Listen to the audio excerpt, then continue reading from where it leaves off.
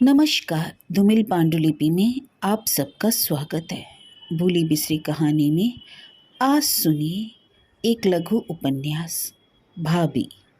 छोटी भाभी की जान संकट में है। बिना पूछे दिया जला देने से सरसों का महंगा तेल फूक तो जाता है। पूछकर जलाने की चतुराई दिखाने से आंखें रखते हुए भी उनके ना होने का उलाहना मिलता है। चुपचाप बैठी रहने का एक रास्ता है, पर वह भी निष्कंटक नहीं। तब अंधेरे की रानी की उपाधि मिलती है। उनके गरीब माँ बाप की असमर्थता पर तरस खाया जाता है कि उन्होंने इतना भी सलीका सिखाकर अपनी लाडली को नहीं भेजा जो अंधेरे घर में दिया बत्ती कर सके। अपने घर के इस संसार के संबंध में जिसने शासन की इतनी तत्परता सिखाई है, उसी ने अगर बड़ी भाभी को छोटी भाभी बनाया होता तो एक दिन में 2 महाभारत से कम ना होते। छोटी भाभी तो जैसे बर्फ की डली है, सदा ही शीतल और शांत। तेजी और तड़प का तो नाम नहीं, कटुता को कटुता नहीं समझती, गालियों को शरबत की तरह पी जाती है, लाल और तिरछी आंखों को, व्यंग्यपूर्ण कटाक्षों को मीठी मधुर मुस्कुराहट में छिपा लेती है। उनके माथे पर बल, मुख पर अपमान की व्यथा कभी देखने में नहीं आई। उधर बड़ी भाभी प्रतिद्वंदिता का अखाड़ा सूना देखकर मोमबत्ती की तरह जल जलकर आप ही क्षीण होती जा रही है। मझली भाभी के प्रतिरोध ने उनके युद्ध कौशल को मांझ कर चमकाए रखा था। उनकी कला की निपुणता में जंग ना लगने दी थी। दुर्भाग्य ने उन बेचारी को दुनिया से ही उठा लिया। उनकी मृत्यु का दुख और किस लिए ना सही तो इसलिए बड़ी भाभी को थोड़ा नहीं है। अब टक्कर लेने वाला रह ही कौन गया। छोटी भाभी से आशा थी, पर ये बेचारी मिट्टी का लोदा बनकर आई। वे अगर दिन को रात कहें तो इन्हें कुछ नहीं, वे अगर रात को प्रभात कहें तो भी इन्हें कुछ नहीं। आने के दिन से इन्होंने उन्हें गृह स्वामिनी, अपने को कृतदासी समझकर ही अपना कार्य आरंभ किया है। बड़ी भाभी के लिए इनका यह स्वभाव अच्छा नहीं है। इसी से वे इन्हें बात बात पे छेड़ती हैं, सहेजती हैं। वे छिद्रा अन्वेषण करती हैं, व्यंग करती हैं, ताना मारती हैं। खुद सुई पकड़ना नहीं आता है, पर इनके किए सलमा सितारे के कामों में नुक्स निकालती हैं। माँ बाप तक चलकर उनके आवेश को जगाना चाहती है, पर कुछ होता नहीं। वह मर्म स्थल मिलता ही नहीं जिस पर चोट करने से इनमें उफान आए। उनके प्रचंड रोष के ऊपर वर्षा की बूंदों की तरह यह जो अपनी मुस्कान माधुरी बिखेरकर शांत भाव से अपने काम में लगी रहती हैं, वह भी अनेक बार निर्लज्जता की उपाधि से भूषित हो चुकी हैं। 5वां दिन है। बर्फ की वह डली एकाएक गलने लगी। मुस्कान ही जिन होठों पर खेलती थी, हंसी ही जिन गालों पर थिरकती थी, वे अचानक व्यथा और आंसुओं से तर हो गए। एक दिन इनके सिए हुए झालरदार सलूके को बड़े भैया के सामने बड़ी भाभी ने मोरी में फेंक दिया था और कहा था, मुझे कंगली का वार समझ रखा है? यह सलूका मैं पहनूंगी, दर्जी बुला दो, मैं उनसे बनवा लूंगी।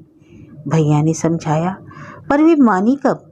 उसी समय दर्जी ने आकर उस तिरस्कृत सलूके को सुंदरता के विशेषण से भूषित करके अपनी ज्ञान गरिमा को खोया था। उस दिन भी गर्व या व्यथा से किसी ने छोटी भाभी के अंत्यकरण को आंदोलित नहीं किया था, किंतु ना जाने कैसे सोमवार की उस संध्या को जो नहीं होना चाहिए वह हो गया।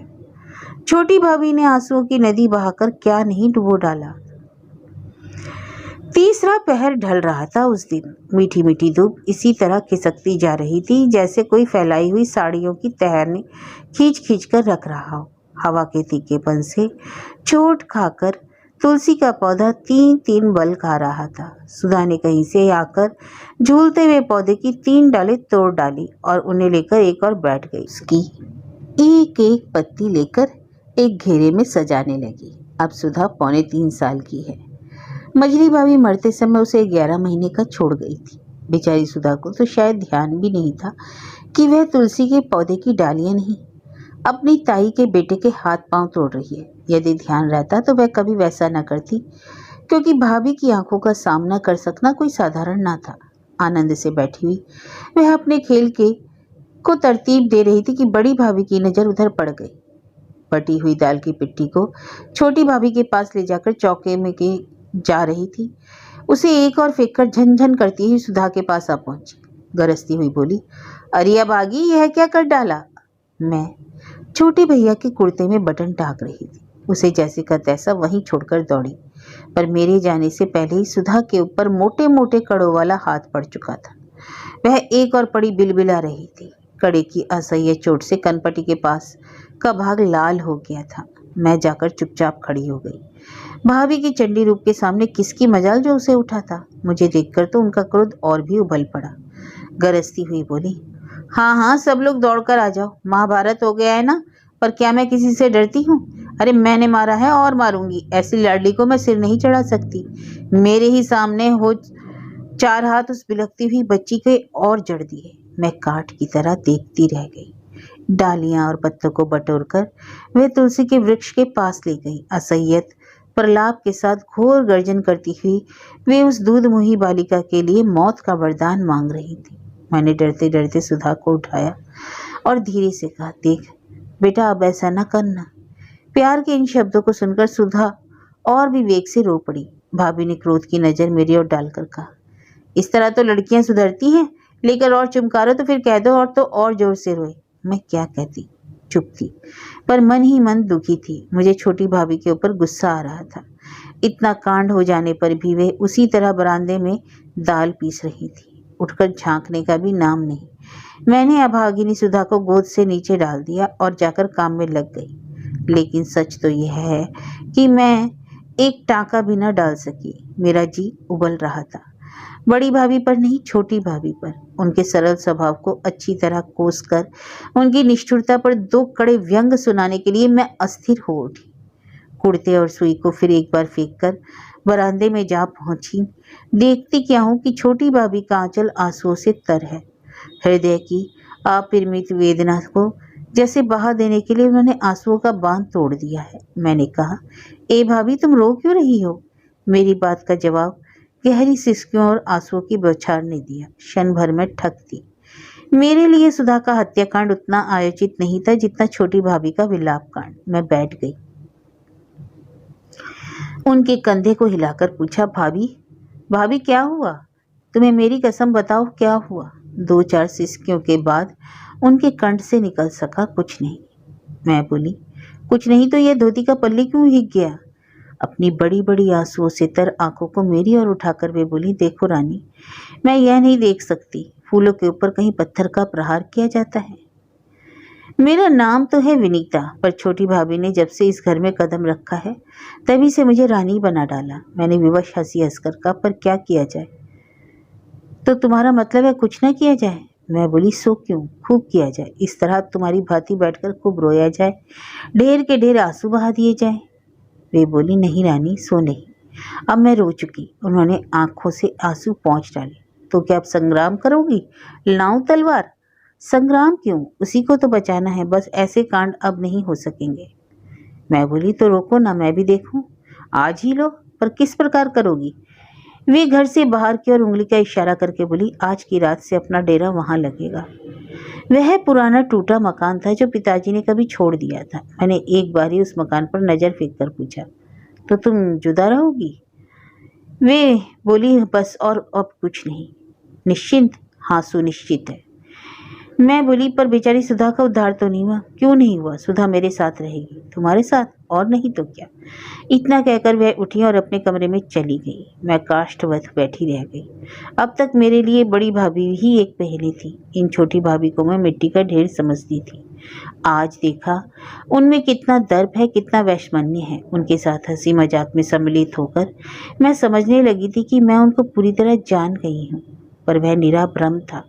मैंने तो अभी तस्वीर का एक ही पहलू देखा था, और शायद वह भी पूरी तरह नहीं। उनके इस ओजस्वी रूप को देखकर मेरे मन में श्रद्धा और भय का एक मिश्रित भाव पैदा हुआ, जो देर तक बना रहा। थोड़ी देर में उनके सामान की एक गठरी और एक संदूक तैयार रखे थे। सुधा को वे अभयदान देकर उठा लाई थी और वह मजे से उनकी गठरी पर चढ़ी हुई अपने घोड़े को हाँक रही थी। बड़े भैया में कुछ आदर, कुछ बड़प्पन, कुछ गंभीरता और कुछ उनका मित भाषण, इन सब ने मिलकर एक अत्यंत दबदबेपूर्ण व्यक्तित्व की सृष्टि कर दी है। उन्होंने अपने जीवन में सदा खर्च ही किया। पैसा पैदा करने का योग उनकी कुंडली में है ही नहीं। उधर मझले भैया बिल्कुल उल्टे हैं। उन्होंने स्कूल छोड़ने के समय से ही घर के खर्च का सारा भार अपने ऊपर ले लिया है और बड़ी आसानी से अब तक उसे चलाए जाते हैं। इतना होने पर भी बड़े भैया के सामने वे आंख उठाकर बातचीत नहीं कर सकते। छोटे भैया की तो बिसाती क्या है, वे तो अब तक लड़के ही हैं। क्या हुआ, कल से 10 रुपए के नौकर हो गए। बड़े भैया के सामने पहुंचते ही उनकी जीभ तालू से लग जाती है। बड़े भैया सचमुच ही बड़े भाग्यशाली हैं जिन्हें ऐसे आज्ञाकारी और अनुचर भाई मिले हैं। कभी कभी मौज में आकर वे कह भी देते हैं, जब तक दो दो बछड़े मौजूद हैं मुझे क्या परवाह। अभी उस दिन आप चूल्हे के सामने बैठे भोजन करते करते कह उठे, मुझे एक ही दुख है। उस समय बड़ी भाभी जो रायता परोस रही थी और मैं जो रोटी बना रही थी, दोनों ही उनके मुंह से अगली बात सुनने को उत्कंठित हो उठी। तब आप बोले थे, यही कि पिताजी दुख तो मेरे हिस्से का ही भोग गए और सुख अपने हिस्से का भी मेरे लिए रख गए। उनकी इस बात पर मैं तो ठाका मारकर हंस पड़ी, पर भाभी ने कुछ बुरा सा माना था। वे उसी समय बोल उठी, तो कुछ मेहनत मजदूरी करते क्यों नहीं? पड़े पड़े खाने को आनंद समझते हो, पर यह नहीं जानते कि पराधीनता का खाना भी कोई खाना है। दूसरे की कृपा का मोहन भोग भी मुझे तो कभी नहीं रुचा, पर क्या करूं, सब कुछ सहना ही पड़ता है। तुम इसे भले ही सुख भोग नाम दो। इस प्रकार अप्रिय रूप प्राप्त हो जाने पर उन्होंने अपने स्वाभाविक बड़प्पन से केवल मौन रहकर उस संवाद को समाप्त कर दिया। उनकी मौन ही थी जिससे बड़ी भाभी तक भय खाती थी, नहीं तो और सारे घर में वे किसी को क्या गिनती। स्वयं बड़े भैया से विवाद के समय सामना करने में उन्हें संकोच न होता था। आज जाने क्यों दुनिया पलट गई।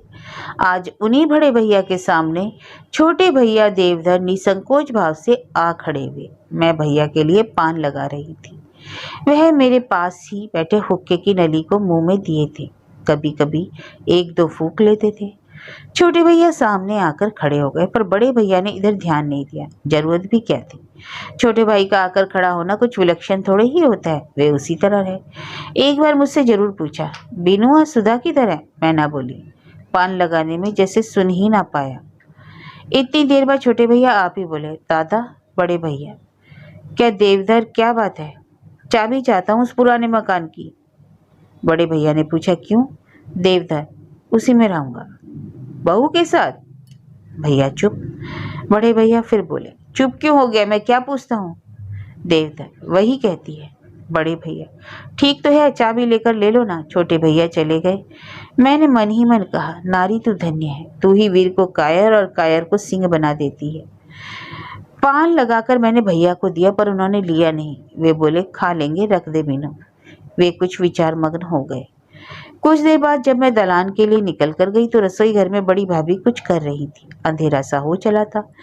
चौके में कुछ ज्यादा अंधेरा मालूम पड़ता था, पर वे चुपचाप अपने काम में लगी थी। आज दिया बत्ती वाली उस लौंडी ने अब तक खबर ही ना ली थी। फिर भी सब शांत था। वातावरण स्वयं कारण को शायद समझ रहा था। देखा छोटी भाभी आई, रसोई घर में जाकर जेठानी के चरणों की रज माथे से लगा लाई, और जीजी के मुंह से इस समय जबान नहीं थी जो कुछ आशीर्वाद तक देती।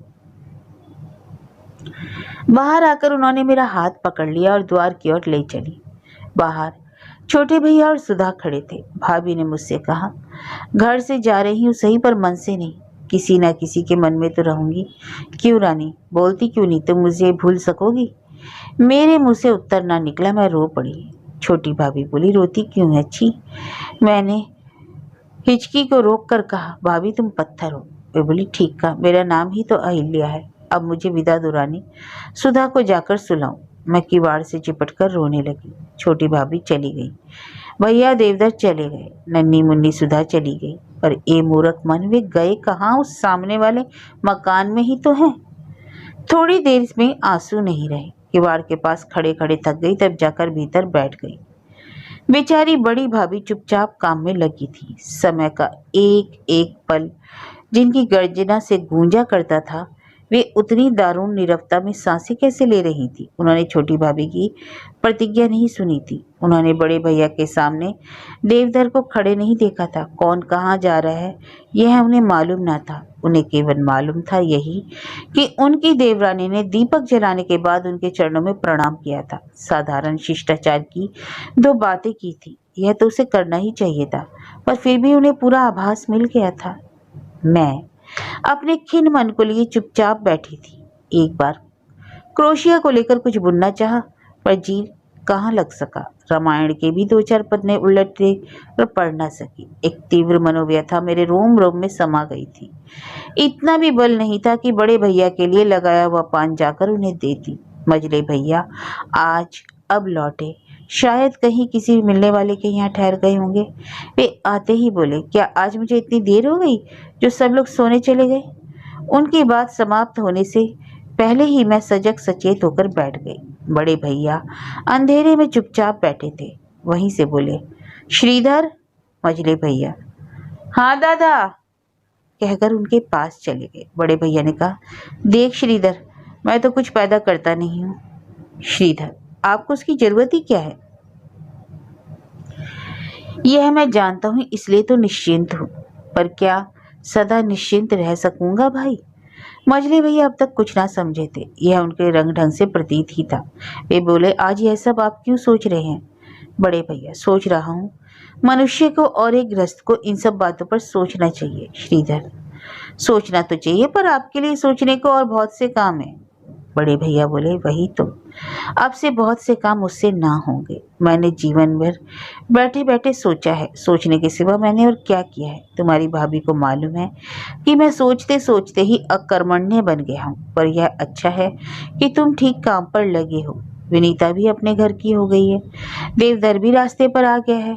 श्रीधर, भैया, पर यह सब हुआ क्या अपने आप? यह सब आप ही के तो पुण्य प्रताप से हुआ है। मेरे पुण्य प्रताप से? मेरे पुण्य प्रताप से हुआ तो सचमुच पुण्य प्रताप से ही है, पर मेरे नहीं, पुरखों के। मुझे तो सिर्फ इतना ही श्रेय है कि मैं नाटक के इस दृश्य का पर्दा खींचता रहा। उसी समय बड़ी भाभी ने द्वार के पास आकर कहा, भोजन ठंडा हुआ जाता है। बड़े भैया, हाँ भाई चलो खा तो ले, मैंने भी तो अभी तक नहीं खाया। मझले भैया हाथ मुंह धोने चले गए। बड़े भैया घर से बाहर निकल गए। थोड़ी देर में छोटे भैया को साथ लेकर आ गए और तीनों भाई खाने बैठे। मैं देखती थी कि छोटी भाभी भी आती है या नहीं, पर वे ना आई। सुधा थककर सो गई होगी, उसे अकेली छोड़कर वे आती भी कैसे? उस रात को ना बड़ी भाभी ने कुछ खाया, ना मैंने। हम दोनों अपने अपने कमरों में देर तक जागते जागते सो गई। सवेरा हुआ। धूप छत से उतरकर आंगन में फैल गई। मझले भैया दातुन करते करते बोले, अरे क्या बात है, आज सुधा अब तक पड़ी सो रही है? मेरी भी एक गंदी आदत है, हर बात में अपने को उत्तरदायी समझ बैठती हूँ, जैसे हर बात मुझी से पूछी जाती हो। ब्याह से पहले जो संबंध इस घर से था वही तो अब नहीं हो सकता। 2-4 दिन की मेहमान होकर मैं क्यों अपने आप को इस प्रकार उलझाए हुए हूँ, यह मैं नहीं समझ पाती। भैया, श्रीधर को संध्या समय के महान कांड का कुछ भी ज्ञान नहीं है, पर किस प्रकार उन्हें बताऊं? जीप तालू में अटक रही है। भैया ने ना तो मुझे लक्ष्य करके पूछा ही था और न मेरा पद ही था कि घर के खुफिया विभाग का। इसलिए उनके प्रश्न का सारा कर्तव्य बड़ी भाभी पर ही जा पड़ा, जो स्नान वंदन करके तुलसी पूजा की तैयारी कर रही थी। किंतु हम दोनों को धर्म संकट से छुड़ाते हुए सुधा ने द्वार से भीतर प्रवेश किया। भैया श्रीधर ने कहा, सुधा, तुम इधर से आ रही हो? कहाँ थी सुधा? सुधा ने मुंह घुमाकर उंगली दिखाते हुए कहा, वहां उस घर में, मैं अपनी चाची के पास सोती हूँ। भाभी तुलसी चौरे के पास पहुंच गई थी। उनके हाथ की गंगा जली छूटकर आवाज के साथ पृथ्वी पर गिर गई। सुधा भी उधर देखने लगी। भैया श्रीधर भी उधर ही देखने लगे। थोड़ी देर में काम पर जाने के पहले जब से नहा धोकर खाने बैठे तो भाभी और देवर में सारी चर्चा हो गई। भाभी ने सब कुछ बता दिया। मझले भैया भोजन के साथ उसे भी उदास्त कर गए, जैसे कुछ घटना हुई ही ना हो। इस प्रकार का धीर गंभीर और उदासीन भाव दिखाकर केवल बीच बीच में हाँ हूँ करते हुए सब कुछ सुनते भी रहे और खाते भी गए।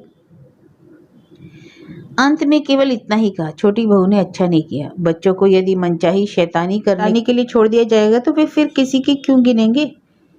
भाभी, यही तो है ना। वैसे क्या मैं सुधा और रामू में दुर्गति करती हूँ? यदि मैं झूठ कहती हूँ तो मेरी जीभ कटकर गिर पड़े। मैं तो सुधा को अपनी पेटजाई संतान ही समझती हूँ, और क्या क्यों ना समझूं, जब भगवान ने उसे मेरी ही गोद में सौंप दिया है। भाभी ने आंखों में आंसू भर लिए। मझले भैया ने कहा, छोटी बहू यूं तो समझदार है, पर अभी लड़कपन है। बड़ी भाभी बोली, इसे समझदार कौन कहेगा भैया? थोड़ी देर ठहर कर कहा, सच बात तो यह है कि उन्हें बहाना चाहिए था।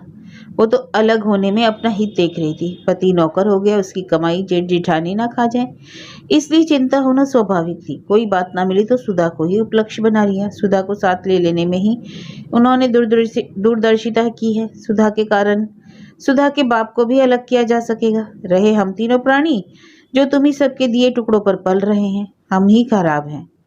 भैया बोले, नहीं भाभी, छोटी बहू को तुम ऐसा ना कहो। भाभी, मैं ठीक समझती हूँ, तुम लोग भले ही उसे लड़कपन कहो, पर है बड़ी चतुर। सारी दुनिया हम लोगों को थूकेगी कि बाप के मरते ही छोटे भाई को निकाल दिया। मैं अपने इकलौते की सौगंध खाकर कहती हूँ, मैं भी किसी के कहने की परवाह नहीं करती। मेरे मन में जब कोई बुराई नहीं है तो मैं क्यों डरूं। ठीक कहती हो भाभी, पर मेरी समझ में से छोटी बहू का भाव यह नहीं रहा होगा। भाभी, हो सकता है 24 घंटे साथ रह रहकर मैं उसे ना समझ सकी हूँ, पर मेरा विचार यही है कि वे वैसी दूध की दूल्ही नहीं है। मजले भैया कपड़े पहनते हुए बोले, शायद। भाभी बोली, देख लेना। मजले भैया चले गए। उनसे भाभी को कोई उत्तर ना मिला। भाभी गोली बारूद भरे फिरती रही। कोई ऐसा नहीं मिल रहा था जो अपने को सम्मुख कर देता और वे उसके ऊपर जी भरकर बरसा देती। मैं अपने स्थान पर बैठी थी, रामू का स्वेटर बुन रही थी। वह कहीं बाहर से खेल खाल कर आ गया और मुझसे उलझ रहा था। रामू, बुआ तुम अब तो यहीं रहोगी? मैं बोली, तू मुझे तंग करता है, काम नहीं करने देता, मैं नहीं रहूंगी। बुआ, मैं तुम्हें जाने नहीं दूंगा। क्यों? तुम मुझे बहुत अच्छी लगती हो। देखो, तुम ही तो मुझसे कहानी सुनाती हो। जब फूफा जी आएंगे तो मैं तुम्हें छिपा दूंगा। जानती हो कहाँ? चाची के घर में। मैंने उसकी गाल पर एक हल्की सी चपत जमा कर कहा था, पाजी कहीं का। अच्छा तो क्या करूं? तू तो मर्द है, मर्दों की तरह कह देना हम अपनी बुआ को नहीं भेजते। तब मैं क्या जानूं? तब फूफा जी नाराज हो जाएंगे। हो जाने दो, पर यह तो बुरा होगा ना। वो तो खूब मुझे मिठाई देते हैं, तो मिठाई ले लेना। मिठाई ले लेने से तो वो तुम्हें ले जाएंगे। हाँ, सो तो है, पर बुआ, क्या ऐसा नहीं हो सकता कि फूफा जी से कह दूं? क्या कह दे? यही कि मेरा स्वेटर बुनने तक तुमको ना ले जाए। हाँ, यह ठीक है। और यह कब तक बुन जाएगा? 2-3 दिन में। नहीं, इतनी जल्दी मत बुनना। मैं तो तेरे पास तो दूसरा स्वेटर नहीं है ना। सही तो नंगा रहेगा, सब जगह बदनामी कराएगा। सब लोग हमारी हंसी करेंगे, कहेंगे इनका भतीजा नंगा रहता है, उसके पास जाड़ों में पहनने लायक एक स्वेटर भी नहीं है। अच्छा तो बुआ तुम जल्दी बुन दो, फूफा जी के आने से पहले ही बुन दो। ठीक है। बरामदे में भाभी के पैरों की पैदल सुनाई दी। वे बड़े भैया के कमरे की ओर जा रही थी। आज अब तक बड़े भैया ने बिस्तर न छोड़ा था, चुपचाप अपने कमरे में ही पड़े थे। मालूम पड़ता था कल की घटना ने उनके मानसिक जगत को ही आंदोलित किया था, वरन स्वास्थ्य पर भी प्रभाव डाला था। एक बार मैं रामू का कुर्ता लेने गई थी, कमर के दर्द के कारण उनकी कराने की आवाज सुनाई थी। भाभी जानबूझकर पैरों की आवाज करते हुए गई, पर भैया ने शायद सिर न उठाया। तब वे चौखट का सहारा लेकर खड़ी हो गई और बोली, आज कोप भवन में कब तक रहा जाएगा? भैया ने करवट बदलकर और सिर उठाकर कहा, देवी क्षमा करो, जरा स्वस्थ शरीर हो लेने दो। अरे मैं भी तो सुनूं, इतनी सोच का कारण क्या है? जिसे लिहाज रखना चाहिए वह तो अलग जाकर खड़ा हुआ।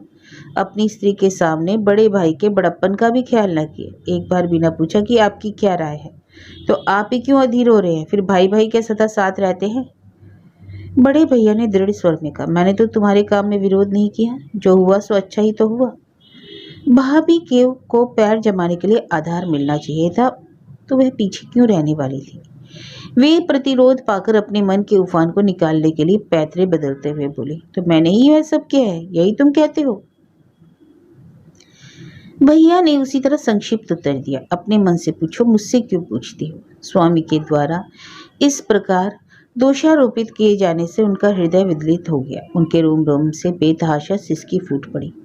वे रोती हुई बोली, मैं ही सब अनर्थों की जड़ हूँ। सब लोग मिलकर मुझे संख्या क्यों नहीं दे देते? घर पाक हो जाए, सब लोग सुख की नींद सोए। इसके बाद भैया कुछ ना बोले। थोड़ी देर बाद उन्हें उसी तरह सिसकता छोड़कर वे उठे और अपने कामकाज में लग गए। उस दिन 10 की बजाय उन्होंने 1 बजे दिन के भोजन किया। भाभी अपने स्थान से ना उठी। मैंने ही जाकर खाना परोसा और तब तक बैठी रही जब तक उन्होंने अच्छी तरह खाना लिया। उस दिन का खाना क्या था? जो कुछ भाया, बस 2-4 कौर खाकर भैया उठने लगे, तो मैंने कहा, अभी आपने खाया कहाँ है? भैया ने कहा, बस, और वे उठ गए। अब मेरे सामने प्रश्न आया कि क्या करूं। आखिर जाकर भाभी को मनाने लगी, पर उन्हें तो आज भूख ही ना थी। भैया ने बार बार मुझसे अनुरोध करते सुन लिया तो कड़क कर बोले, बीनू खुशामद क्यों करती है? जिसको भूख लगेगी आप खाएगा, जा तू भोजन कर ले। उस दिन मुझे और भाभी दोनों को ही निराहार रहना पड़ा। कुछ दिन पहले छोटे भैया देवधर की भांति और कौन निरह था, और बड़े भैया का शासन, मझले भैया का शासन और उस पर भाभियों की हुकूमत, सबको सहन करते हुए कि उनका जीवन गुलामी करने के लिए ही बनाया गया था, या यूं कहें कि विनयशीलता का गुण उनमें सबसे प्रमुख था। पर इधर के उनके आचरण को देखकर तो मैं उन्हें अपना वह छोटा भैया मानने को ही तैयार ना थी। उनमें इतने साहस और इतनी दृढ़ता की तो मैंने कल्पना भी ना की थी। मेरा तो अब भी विचार है कि छोटी भाभी की दृढ़ता ही उन्हें दृढ़ बनाए हुए थी। जिस दिन वे घर से निकले थे उसी दिन से उस छोटे से मकान में एक परिणत वयस्क अनुभवी गृहस्थ की भांति रहते थे। संध्या समय उन्होंने घर छोड़ा था। बड़े भैया के अनुरोध से केवल उसी दिन घर आकर भोजन किया था, पर प्रातः काल से ही सब कुछ जुटा लिया, जैसे इस दिन के लिए वे पहले से ही पूरी तरह तैयार हों। छोटी भाभी में भी उसी दिन से ना जाने कहां से सद्बुद्धि आ गई थी, जिसे देखो वहीं आकर उनके प्रबंध और परिश्रम की प्रशंसा करने लगता। सरन नाई ने आकर कहा, छोटी बहू के घर से आ रही हूँ? बड़ी भाभी ने उत्सुक होकर पूछा। देख आई कैसे रहती है, सरन ने उत्तर दिया। और तो चाहे जैसी हो, पर छोटी बहू परिश्रम खूब करती है। घर तो 4 ही दिन में ऐसा कर दिया कि थोड़ी देर बैठने को जी चाहवे है। यह सुनकर भाभी को कैसा लगा यह तो नहीं कहा जा सकता, पर मैं कुछ अप्रतिभ अवश्य हो गई। पर तुरंत ही बोली, अब अपना घर है, करेंगी नहीं तो कौन करने हैगा? यहाँ भी तो रहती थी, क्या तब भी इसी तरह काम करती थी? तुम ही बताओ सरन। सरन बेचारी क्या कहे, उसने सिर हिला दिया। पर भाभी यूं कब छोड़ने वाली थी। बोली, तुम तो देखती थी बिना कलह के घर में कौर नसीब होता था। आखिर सरन को कहना पड़ा, ठीक कहती हो बहू जी, अपना घर तो अपना ही घर है। भाभी, मेरा जीवन तो इस घर में यूं ही गया, ना कभी अच्छा खा पाई ना अच्छा पहन पाई। दिन रात गृहस्थी के जंजाल में पिसते ही बीता है। जब से ब्याह कर आई हूँ तब से ना कभी सास का सुख देखा ना देवरानियों का। मेरी ओर देखकर बोली, ननद बेचारी का तो देखती ही क्या, वह जब कुछ करने लायक हुई तो पराए घर की हो गई। सरन हंसकर कहने लगी, बहू जी यह तो मैं कैसे मानूं, आप ही तो इतने बड़े घर की मालकिन हैं, आपकी बात किसने कब डाली है? देवर आपके आज्ञाकारी हैं, आज अलग हो गए तो क्या वह मुंह तो आपका ही देखते हैं। भाभी बोली, नहीं सरन, यह सब कहने की बातें हैं, किया कराया कौन मानता है, लाज बड़ों को ही आती है, छोटों को इतना ख्याल कहाँ है। सरन, अरे मैं कैसे मानूं बहू जी, 2-3 दिन से बराबर देख रही हूँ छोटे बाबू का मुंह सूख कर कुमला गया है। सब काम करते हुए भी छोटू बहू की हर वक्त भीगी रहती हैं आंखें। वे अलग रहकर क्या सुखी हैं? क्या वे अलग रह सकेंगे? भाभी, सब रह सकेंगे, ना रह सकते तो क्यों जाते? उन्हें निकाला था क्या? अपने आप चलकर ही गए हैं ना। इस समय तक रामू का उपद्रव असहनीय हो गया था। वह माँ से खाने के लिए कोई चीज मांगते मांगते थककर स्वयं लकड़ी लेकर भीतर पहुंचा था और उसी के सहारे ऊपर रखे हुए कटोरदान को गिरा दिया। कटोरदान के गिरने से नीचे रखी बोतलें चूर चूर हो गई थी, इसलिए भाभी शीघ्रता से उधर चली गई। वैसे शायद मुझे ही भेज देती, पर उधर 2-4 दिन से मुझसे वे बहुत थोड़ा बोलती थी। उनके चले जाने पर मैंने धीरे से सरन से पूछा, छोटी भाभी मेरी भी याद करती हैं? क्यों ना करेंगी, तुम तो उनकी जबान पर ही रखी रहती हो। तो भी आश्चर्य है, तुम 4 दिन में एक बार भी उन्हें देखने ना गई। कहकर वह मेरे मुंह की ओर देखने लगी, फिर बोली, बड़ी बहू जब तक आ रही है तब तक आओ, तुम्हारी चोटी गूंथ दूं। कंघी और तेल की शीशी वह जाकर स्वयं उठा लाई और बिना कुछ कहे मेरे केश खूंदने लगी। तब मैंने चलाकर कहा, मेरी तो इच्छा है थोड़ा छोटी भाभी को जाकर देख आऊं। एक हाथ से केशों को थामकर और दूसरे हाथ से कंघी लगाकर वह बोल उठी, तो बाधा क्या है, कहीं दूर तो है नहीं। अन्नपूर्णा का मंदिर तो दूर है, पर वह मकान तो यह रहा। सो तो जानती हूँ, मैंने कहा। सरन, तो क्या बहू जी कुछ कहेंगी? ना, कभी ना कहेंगे, और तुम्हारे लिए छोटी और बड़ी दोनों भाभी तो एक सी हैं। कहो तो मैं साथ चलूं? मैं बोली, अच्छी बात है, जरा भाभी से कह दूं, फिर चलूंगी। सरन के हाथ और कंघी दोनों मेरे केशों में उलझ रहे थे। वह उन्हीं को सुलझाने में लगी रही, बोली नहीं। मेरे भी मन में एकाएक एक घटना याद आ गई। सामने वाले आले में चीनी का एक फूटा मर्तबान रखा है। उस पर अकस्मात मेरी दृष्टि जा पड़ी और उससे संबंधित समस्त बात याद आ गई। 6-7 महीने पहले छोटी भाभी के गांव से कोई आदमी आया था। उसी के हाथों उनके मायके वालों ने थोड़ी सी मिठाई और कुछ अमरूद भेज दिए थे। बड़ी भाभी बरामदे में बैठी रामू के कपड़े रख रही थी। बड़े भैया, क्योंकि वे ही प्रायः घर पर रहते हैं, जब हंसते हुए उन्हें उठकर भीतर लाए, बड़ी भाभी को यह कहकर देने लगे, लो रखो। भाभी ने पूछा, ये क्या है? मिठाई और फल है, ससुराल से आए हैं। बड़ी भाभी ने समझा शायद उनके मायके की सौगात है। झटपट बोली, इधर ले आओ, भैया राधाचरण के लड़के का मुंडन हुआ होगा। बड़े भैया ने भी मानो उन्हें चिढ़ाने के लिए ही कहा। वे हंसकर बोले, मुंडन तो हो गया है, परंतु यह तुम्हारे मायके से नहीं आया है, यह तो देवधर की ससुराल से एक आदमी लाया है। भाभी का मुंह छोटा सा हो गया, परंतु उसको छिपाते हुए कहने लगी, देवधर की ससुराल से? क्यों, क्या किसी का ब्याह है? सो कुछ नहीं, यूं ही भेज दिया। गरीब आदमी इस तरह लेना देना जानते हैं। जिनके पास कमी नहीं है वे तो लेन देने में संकोच करते हैं। इसका मतलब? भाभी ने पूछा। भैया, इसका मतलब यही कि राधाचरण के लड़के का मुंडन भी हो जाए और तुम्हें पूछा तक न जाए। भाभी बोली, चलो रहने भी दो, मैं क्या भूखी हूँ, और इस तरह लाकर जो दिखा रहे हो सो क्या मोहन भोग भेज दिया, लाओ देखूं तो। यह कहकर उन्होंने खोल कर देखा, फिर क्रोध से फुफकार कर बोले, इसी पर इतने फूल रहे हो? ये सड़े गले अमरूद, अरे हमारे यहाँ इन्हें पूछता कौन है? और यह बरसों की पड़ी मिठाई, जानवर भी जिसे न छुए, ले जाओ, जिसके लिए आई है उसी को दो। उन्होंने मिठाई और अमरूदों की पोटली बड़े जोर से आंगन में फेंक दी। पोटली के धक्के से खड़ी की हुई चारपाई के हिल जाने से बर्तनों की टोकरी उलट पड़ी और झनझनाकर बड़े वेग से बर्तन गिर पड़े। मैं छोटी भाभी के कहने से मर्तबान उठाकर ऊपर रख रही थी, वह मेरे हाथ से छूट गया और दूसरे मर्तबान से टकरा गया। बड़ी भाभी उधर कुपित हो रही थी, परंतु उनके कान शायद हम लोगों की और ही थे। आवाज सुनते ही चिल्ला पड़ी, अरे क्या फोड़ डाला, सब सत्यानाशी इकट्ठे हुए हैं। एक भी काम करने को दे दिया जाए तो बस फिर क्या। इस पर इतने मिजाज की पैर जमीन पर नहीं रखना चाहती, मानो अपने घर में तो पालना ही झूलती हो। मैं चुप रही, छोटी भाभी भी चुप ही रही।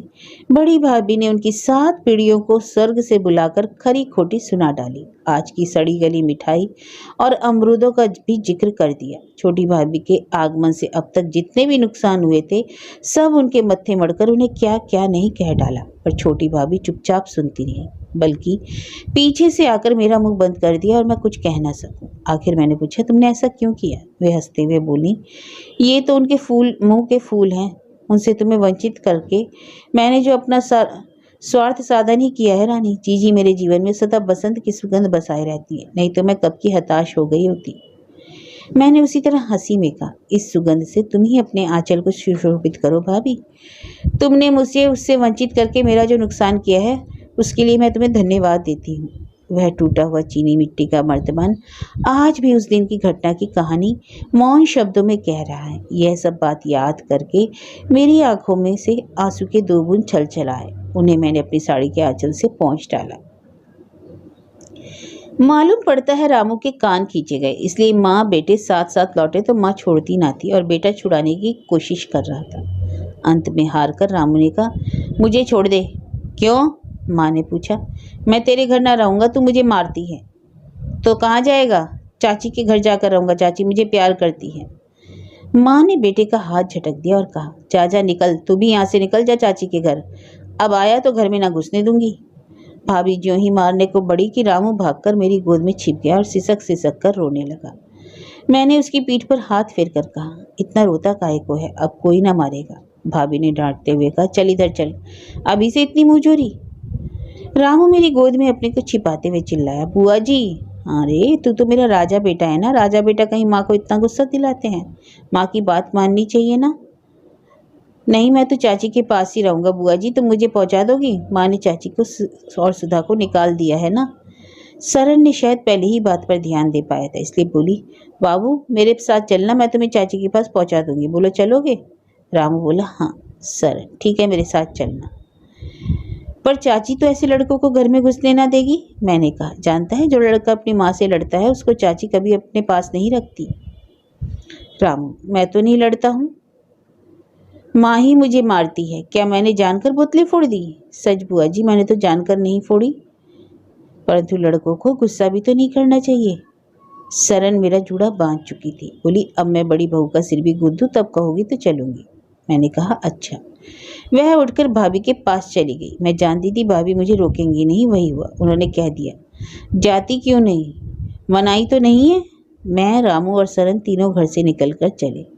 छोटी भाभी सुधा को नहलाकर उसके बाल सुखा रही थी। झट से मुझे बिठाने लगी। मैंने कहा, भाभी, इस तरह तुम क्या मुझे पराया बना डालोगी? क्या मैं अपने आप बैठने के लिए आसन भी तलाश न कर सकूंगी? भाभी ने हंसकर कहा, अच्छी बात है, मैंने तो सोचा था इस घर में तुम्हें यह सब काम कहाँ मिलेगा। और भी एक बात है, तुमने तो अब तक खबर ही ना ली। मैं तो यही समझ बैठी थी कि घर से निकलकर मैं सबके मन से भी निकल गई हूँ। ऐसा कभी हो सकता है भाभी? मैंने कहा, वही तो देखती हूँ भाभी, पर इस तरह कितने दिन और रहोगी? मैं क्या इच्छा से आकर रही हूँ? कहते कहते उनका मुंह फीका हो गया। फिर बोली, रानी, तुम तो जानती हो, क्या मेरे व्यथा नहीं होती अगर मैं अपना हृदय दिखा सकती? तुम्हारे भैया का मुंह देखती हूँ तो मुझे रुलाई आती है, परंतु इसके सिवा और कोई उपाय भी तो नहीं है। बोलो है? मैं क्या उत्तर देती, चुप रही। प्रसंग बदलने की चेष्टा करते हुए मैंने रामू से, जो अब तक सहमा हुआ मेरे पास ही बैठा था, कहा, ले उठ, जा अपनी चाची के पास। तब तो चाची चाची कर रहा था। भाभी ने रामू को गोद में खींचकर प्यार किया। कहा, बेटा, अब तू चाची को भूल जा। देख, मैं तो तुझे भूल गई। अपनी माँ को अब प्यार किया कर। रामू कुछ बोला नहीं। इसी समय पड़ोस की एक लड़की ने आकर कहा, रामू को उसकी माँ बुलाती है, ले जाऊं? मुझे बहुत बुरा लगा। भाभी को भी लगा होगा। यह उनकी प्रकृति से नहीं है, किंतु उनकी आकृति से स्पष्ट होता था, परंतु हम दोनों में से किसी ने कुछ नहीं कहा। वह लड़की रामू से बोली, चल रामू। रामू और सुधा मिट्टी को गीली करके मकान खड़ा करने लगे। रामू ने कहा, मैं नहीं जाता। लड़की ने रामू का हाथ पकड़ लिया और उसे जबरदस्ती खींच ले गई। शायद ऐसा ही आदेश हुआ होगा। भाभी ने ठंडी सांस लेकर कहा, चलो अच्छा ही हुआ। रामू रहता तो तुम्हें आज ही जाना पड़ता। अब 2-1 दिन रह लोगी। मैंने कहा, शायद नहीं। बड़े भैया की देखरेख आजकल विशेष रखनी पड़ती है भाभी। भाभी तो अपने को ही नहीं संभाल पा रही। इस परिवर्तन से सब अस्त व्यस्त हो गया है। आज असमय ही भैया देवधर लौट आए। मुझे देखकर बोले, अरे, आज तो बीनू भूल पड़ी। भाभी, आज कैसे आ गए? देवधर, यूं ही सिर में दर्द था। कब से? तबीयत तो ठीक है? भैया देवधर ने कुछ उत्तर नहीं दिया। थोड़ी देर में मुझसे पूछने लगे, बीनू, बड़े भैया को नौकरी की क्या जरूरत पड़ गई? क्या श्रीधर नहीं संभाल सकते? मुझे कुछ मालूम ना था। भाभी ने कहा, क्या कहते हो, दादा नौकरी करेंगे? जरूरत होगी तो क्यों ना करेंगे। 3 मील सवेरे जाएंगे, 3 मील शाम को चलकर आएंगे। मैंने सुना है उन्होंने एक कारखाने में नौकरी कर ली है। कहते कहते उनकी आवाज भर गई। इस घटना के बाद मेरा रहना जरूरी ना था, इसलिए थोड़ी देर बाद मैं चली आई। भाभी ने भी नहीं रोका, केवल इतना ही कहा, जल्दी किसी दिन आना। मैंने कहा, आऊंगी। मैं भैया देवधर के साथ संध्या होते होते घर पहुंच गई। बड़े भैया घर पर ना थे, ना मझले भैया ही अभी आए थे। भाभी बैठी एक मालिन से बातें कर रही थी। शायद देवर देवरानी के आचरण पर ही टीका टिप्पणी हो रही होगी। बड़े भैया नौकर हो गए। इस पर भैया देवधर और छोटी भाभी, मझले भैया और मोहल्ले टोले वाले सबको बुरा लगा। कई लोगों ने उन्हें समझाया। मझले भैया ने तो बार बार कहा, पर भी कब माने। मैंने कुछ कहा तो नहीं, पर उनकी अवस्था देखकर मुझे उनका यह कार्य उचित नहीं लगा। तो भी ना जाने क्यों उन्होंने अपने आप को इस नए रास्ते पर डाल दिया। उन्होंने सबको अपनी बातों के आगे निरुत्तर कर दिया। वे कहने लगे, जीवन को स्वादिष्ट बनाने के लिए उसमें भी परिवर्तन की आवश्यकता है। एक रास्ता में स्वाद कहाँ है? मैं यह अनुभव कर चुका हूँ। एकांत में बैठकर भाभी ने पूछा, परंतु यह नौकरी निभेगी कैसे? इतनी दूर चलकर जाना और फिर लौट आना हो सकेगा? क्यों ना हो सकेगा? जीवन को किसी न किसी उपयोग में तो लगाना ही है। श्रीधर की चिंता है, सो मैंने तय कर लिया है। रही बीनू सुबह कितने दिन की, कहकर वे मौन हो गए। भाभी को उनके संकेत समझ में न आए। उन्होंने जिज्ञासा से कहा, क्या कहते हो? भैया, यही कह रहा हूँ कि आने जाने की अड़चन से छुटकारा पाने के लिए और यूं भी श्रीधर के लिए बहू लाकर उसकी गृहस्थी तो जुटा देना जरूरी है। भाभी ने सिर्फ यही उत्तर दिया। भैया, तब तक हम लोग यही हैं। उसके बाद आने जाने का सवाल हल हुआ समझो। वहीं चलकर रहेंगे। एक घर देवधर ने संभाल लिया, दूसरा श्रीधर पर छोड़कर निश्चिंत हो जाएंगे। परंतु इस खटराक की आवश्यकता क्यों है? भाभी बोली। भैया, तुम्ही लोगों के लिए। भाभी इससे कुछ कर्कश होकर बोली, ऐसा ही है तो मेरी फिक्र है, मेरे लिए ही सब काम होते हैं। भैया, पराई रोटी और किसे चुपती है? मैं तो अजगर करे न चाकरी, पंछी करे न काम को मानने वाला हूँ। जीवन निठल्लेपन से ही गुजार दिया। भाभी, भगवान ने मुझे ही तो तुम्हारी तरह सुबुद्धि दी होती। भैया, हाँ दी होती तो मुझे इसकी जरूरत ही ना पड़ती। तो फिर मैं ही सब संकट की जड़ हूँ। मैंने तुम सबका क्या बिगाड़ा है? क्यों नाहक मेरे पीछे पड़े हो? जहाँ जिसकी इच्छा हो रहे, जो जिसके जी में आए करो, मुझे व्यर्थ में लपेटते क्यों हो? कहकर भाभी फफक फफक कर रोने लगी। भैया, ये दोष देना नहीं है। तुमने एक अवांछित स्थिति से मेरा उद्धार किया है। मैं भला क्या उद्धार करूंगी? नहीं, सच। तुमने मुझे उस बात के लिए चेताया जब मैं जीवन भी उसे भूले जा रहा था। व्यर्थ बातें न बनाओ। अगर मेरे सर्वस्व त्याग से तुम्हारे अजगर बने रहने की असंभावना हो तो मैं तुम सब लोगों के मार्ग से हट जाऊंगी। भाभी आंचल में मुंह छिपा कर जाने का उद्यत हुई, तभी भैया ने उसका हाथ पकड़कर खींच लिया और कहा, तुम्हारा यही आचरण मेरे लिए असहनीय उठता है। आग लगाकर तुम उसे बुझाने को दौड़ती हो। भाभी हाथ को झटक कर बोली, छोड़ो, मैं तो आग ही लगाती, तुम तो पानी बरसाते हो, बरसाओ खूब पानी। भैया, परंतु यह क्या तुम्हारी ही प्रेरणा ना थी? मेरी प्रेरणा? मेरी प्रेरणा के बिना कुछ होता भी है? भैया, इसकी तो आशा भी नहीं है कि सब कुछ किसी एक ही व्यक्ति की प्रेरणा के अनुसार हो। मैं चाहती भी नहीं हूँ।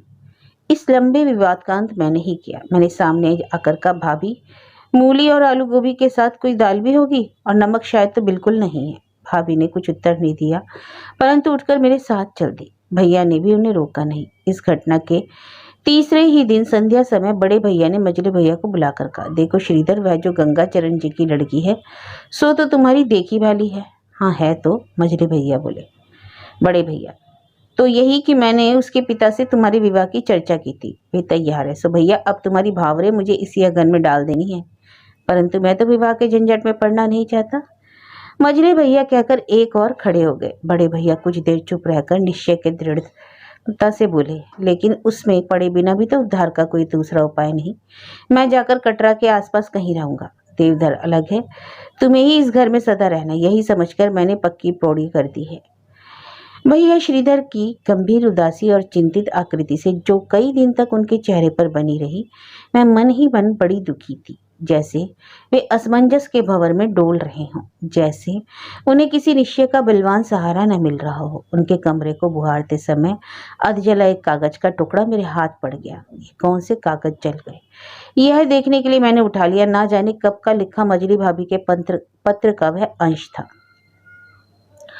मालूम पड़ता है अपनी स्वर्गीय पत्नी की स्मृति को वे अंश को अभी तक सुरक्षित किए हुए थे। उसी स्मृति चिन्ह को आज उन्होंने दीपक की भेंट कर दिया।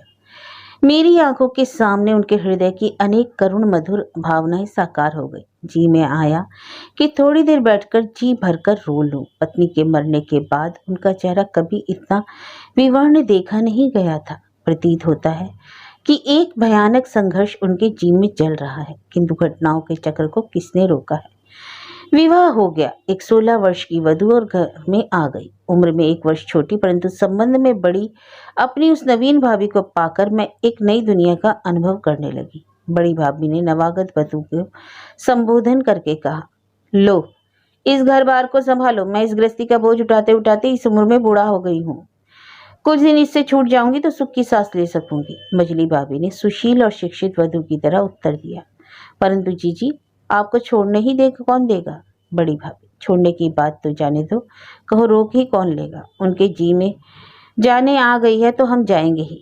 अब तक लौंडी बादी की तरह बहुत काम कर लिया, परंतु सबकी नज़र में राज ही करती रही हूँ। सो अब कुछ दिन राजपाट छोड़कर गरीबों का जीवन भी जी कर देख लूँ। मछली भाई, परंतु जीजी। बड़ी भाभी, उसे छोड़ो, 2-4 दिन में घर गृहस्थी से परत जाएगी, तब जी लगा रहेगा। फिर तुम्हारी देवरानी तो पास ही रहती है, शायद वही खींच कर आ जाए। और आ भी क्यों ना जाएगी, एक मैं ही तो जहर की पुड़िया हूँ, मेरे पास कोई क्यों आए? मझली भाभी, नहीं दीदी, यह सब कैसे हो सकता है? बड़ी भाभी, हो क्यों नहीं सकता? होनहार को कौन रोक सकता है, वह होकर ही रहेगा। धीरे धीरे यह निश्चय हो गया कि भैया चले ही जाएंगे। क्या क्या ले जाएंगे, क्या नई बहू के लिए पुराने मकान में छोड़ जाएंगे, यह सब शायद बड़ी भाभी ने सहेज लिया। तभी तो 2-3 दिन बाद ही उन्होंने कुंजियों का गुच्छा, जो सदा उनके आंचल में झूलता रहता था, जो उनके गृह स्वामिनी होने का सबूत था, नई बहू को सौंप दिया। इतनी तटस्थता और इतने वैराग्य से उन्होंने कभी लोहे की इन चाबियों को न देखा था। आज वे एक बड़े भार को जैसे अपने कंधों से उतारकर अलग हो गई। मेरे गौने की बात थी, परंतु उसमें एक विघ्न आ पड़ा। मेरे ससुर के परिवार में गमी हो गई। गौने का मुहूर्त टल गया, परंतु मैं कहाँ रहूं? यह प्रश्न शायद बड़े भैया के मस्तिष्क में घूम रहा था। अपने कर्तव्य के प्रति वे सदा से सतर्क रहे हैं, यद्यपि नौकरी या अन्य कोई काम न करके सदा उनकी गिनती निठल्लों में ही होती रही। बड़ी भाभी के नजदीक तो उनका जीवन दास्ता की सतह से शायद ही ऊंचा रहा हो। मालूम पड़ता था बड़े भैया मेरे लिए कुछ निश्चय नहीं कर सके। अपने साथ ले जाकर बड़ी भाभी से मेरा मोर्चा लगवाना वे शायद पसंद ना करते हों, या नई बहू के साथ छोड़ देने में मेरे मन की भावनाओं को ठेस लग सकती है, यह सोचते हो। उनके मन की बात तो मैं कैसे कह सकूं, परंतु हाँ, कुछ इसी तरह का असमंजस पड़ रहा था। मेरे लिए बड़े भैया ने सदा इसी प्रकार गंभीरता से सोचा है, सदा ऐसा ही प्रयत्न किया है कि मैं सुखी रह सकूं। घर में सबके ऊपर नियंत्रण रखने की दृढ़ता दिखाकर भी उन्होंने सदा मुझे स्वच्छंदता दे रखी थी। लड़कियां तो 4 दिन की मेहमान हैं, उनका मन क्यों मारा जाए, यह कहकर उन्होंने सदा मुझे भाइयों से अच्छी तरह रखा। उनके इसी असीम स्नेह के कारण मैं भी उनके हृदय के बहुत समीप पहुंच सकी। उनके हृदय की उथल पुथल को मैं जैसे बहुत जानती हूँ। मेरे संबंध में उनका अंतिम निर्णय इस बात का सबूत है कि वह उनके मस्तिष्क को बेचैन किया था, परंतु निर्णय एकदम असंभावित होकर भी मेरे मन अनुकूल नहीं हुआ। भैया ने कह दिया बीनू अपनी छोटी भाभी के साथ रहेगी। बड़ी भाभी के सामने उनका यह प्रस्ताव अनुचित था, जो उन पर कटुता का लांछन लगाकर अलग जाकर रही है, जिसने उनके बड़प्पन की अवहेलना की है, जिसने चलती हुई गृहस्थी में इतने बड़े परिवर्तन को उपस्थित किया है, जिसने वृद्धावस्था में बड़े भैया को रोजी तलाश करने के लिए घर बार छोड़ने की नौबत ला दी, उसी को कि इतना बड़प्पन दिया जाए कि दुनिया वाले कहें कि बेचारी भतीजी और ननद दोनों को रखती है। बड़े भैया और मझले भैया से इतना भी ना हुआ कि 2-4 महीने बहन को ही रख लेते। यही सब सोचकर बड़ी भाभी ने कहा, मैंने तो सब तैयारी कर ली थी, सब लोग वहीं चलते, परंतु यदि यही रखना है तो नई बहू के पास ही क्यों ना रखे, यहाँ कोई भी नहीं है, बहू को कुछ मालूम भी नहीं। भैया ने विवाद नहीं उठाया, बोले अच्छी बात है, जैसा समझा करो। आगे कोई बात ना चली। इससे यही निश्चय प्रतीत होने लगा कि मुझे ये कहीं आना जाना नहीं, नई बहू के साथ ही रहना होगा। परंतु जब बड़ी भाभी के जाने का समय आया और सामान गाड़ी पर रखा जाने लगा, तब नई बहू ने आकर कहा, जीजी खाली गांव का राज्य लेकर मैं क्या करूंगी। छोटी बहू को जो कुछ मिला लेकर अलग हो बैठी, बाकी आप लिए जाते हो। टूटी खाटे और फूटे कटौते जी किसके लिए छोड़े जाते हो, इन्हें भी लेती जाओ ना। बड़ी भाभी वज्राहत सी खड़ी सुनती रही। उनका चेहरा जल बुनकर राख हो गया, परंतु मुंह से एक शब्द भी ना निकला। नई बहू एक बात कहना भूल गई। मेरा जी होता था कि उनकी ओर से इतना मैं और जोड़ दूं, और ऊपर से खाने के लिए एक ढींगरी भी छोड़ी जाती हो। बहुत देर में सांस लेकर बड़ी भाभी ने कुछ कहने का उपक्रम करना चाहा। वे बोली, बहू क्या कहती हो, ये संदूक और यह सामान पड़ा है, जिसमें रकम समझती हो उसे रख लो, मैं मांग कर खा लूंगी। तुम समझती हो बड़ी बहू संपत्ति छिपाए लिए जा रही है, मैं धन की ऐसी भूखी नहीं, अगर होती तो आज तुम्हें इस देरी के दर्शन भी ना होते। नई बहू ने उसी प्रकार किंतु शांत भाव से कहा, मुझे तलाशी थोड़े ही लेनी है, मैं तो बात कहती हूँ जीजी, उन्होंने इतने दिनों से कमाया है, सबके मुँह से यही सुन रही हूँ, वह सब गया कहाँ। बड़ी भाभी तुम्हें तलाशी नहीं लेनी तो देवर से कह दो, वे सब वस्तु संभाल लेंगे। मझले भैया देर से कहीं बाहर गए थे, बड़े भैया भी घर में न थे। वे गाड़ी के पास खड़े राह देख रहे थे। इस आकस्मिक कांड का किसी को गुमान भी न था। सामने से मझले भैया को आते देखकर नई बहू ने घूंघट काट लिया और बड़ी भाभी उनके सामने चुनौती सी देती हुई बोली, लाला जी लो, यह सामान पड़ा है, अच्छी तरह देख लो मैं क्या क्या लिए जाती हूँ। तुम्हारी बहू के लिए घर में टूटी खाटे और फूटे कटौते छोड़कर तो मैंने सभी कुछ बांध लिया है। मेरा अनुमान गलत था, किसी को इस घटना का गुमान भी ना होगा, पर देखती हूँ नई बहू को उनसे बातचीत हो चुकी थी और संभवतः उनसे रुष्ट होकर ही उन्होंने यह प्रहार करने का सुयोग निकाल लिया था। मझले भैया ने कहा, भाभी यह क्या कहती हो, यह घर किसका है, यह सामान और किसका है, तुम्हारा अधिकार है, तुम चाहे जो चीज ले जाओ, चाहे जो छोड़ जाओ, फिर तुम जा ही कितने दिनों के लिए रही हो। यह सुनकर बड़ी भाभी के हृदय का बांध खुल गया, वे रो पड़ी, मुझे भी रुलाई आने लगी। मझले भैया ने फिर कहा, भाभी तुम बड़ी हो, हमारी माता के समान हो। नई बहू इस स्नेह के नाटक को बर्दाश्त न कर सकी, वे पैर झमझमाती हुई घर के भीतर चली गई। उनके चले जाने के बाद भी उनके रोष की छाया उस स्थान को शुद्ध किए रही। बड़ी भाभी ने अपने को रोककर कहा, लाला जी हम सब एक हैं, पर बहू के लिए तो जब तक वह कुछ दिन रह न ले यही नहीं सोचा जा सकता, धीरे धीरे सब समझ जाएगी। भैया, नहीं भाभी, यह भी कोई समझने की बात है क्या? इतना नहीं समझती? भाभी, समझती तो ऐसी बात मुंह से ना निकालती। भैया, मैंने तो पहले ही मना किया था, भैया ने ना माना, उसका फल सामने है। मेरा तो सिर नीचा हुआ जाता है। भाभी, मुझे क्षमा करो। भाभी, तुम जुग जुग जियो, मेरी आत्मा तुम्हें आशीष दी है। तुम्हारा कोई अपराध नहीं लाला जी, अपराध तो बहू का भी नहीं है। वह ठीक ही कह रही है। मुझे क्या अधिकार है कि जीवन भर यहाँ खाऊं, खर्च करके भी जाते समय, और इतना सामान ढोकर ले जाऊं? भैया, बस करो भाभी, बहुत हुआ। अब मुझे आज्ञा दो, सामान ले चलकर गाड़ी पर रखूं। भाभी, पहनने के कपड़ों को छोड़कर मेरे साथ अब कुछ भी नहीं जाएगा, कुछ भी नहीं। भैया, नहीं भाभी, भाभी मैं ठीक कह रही हूँ। बहू को यह जतला देने का यही उपाय है कि मैं कुछ ना ले जाऊं, इससे वह समझ लेगी वह और यह घर भिन्न नहीं है। भैया, उसे अधिकार क्या है यह सब कहने सुनने का और समझने का? भाभी, अधिकार की बात बतानी नहीं पड़ती, उसकी तो स्वतः स्मृति होती है। भाभी ने बक्सा खोलकर अपने बड़े भैया के और बच्चों के कपड़े निकाल दिए, उन्हें एक पोटली में बांध लिया। बक्सों की चाबियां मझले भैया के आगे पृथ्वी पर फेंक दी और कहा, ये लेकर बहू को दे देना, देर हो रही है। मझले भैया चाबी वापस फेंक कर बोले, ना ना भाभी, यह क्या करती हो? कहीं ऐसा हो सकता है किसी के कहने से तुम अपना अधिकार छोड़ दोगी? तुम्हें मेरी सौगंध। अच्छा लाओ, मैं बहू को ही संभाल देती हूँ, कहकर भाभी ने चाबी ली और भीतर की ओर रुकते रुकते चली गई। बहू किवाड़ों के पास खड़ी थी, उसके ऊपर चाबी का गुच्छा फेंकते हुए बोली, लो बहू, सब सामान संभाल लेना, मैं खुद ही अंधी होकर सब कुछ बटोरे लिए जाती थी। बहू कुछ ना बोली, चाबी पैर से ठुकराकर खड़ी रही।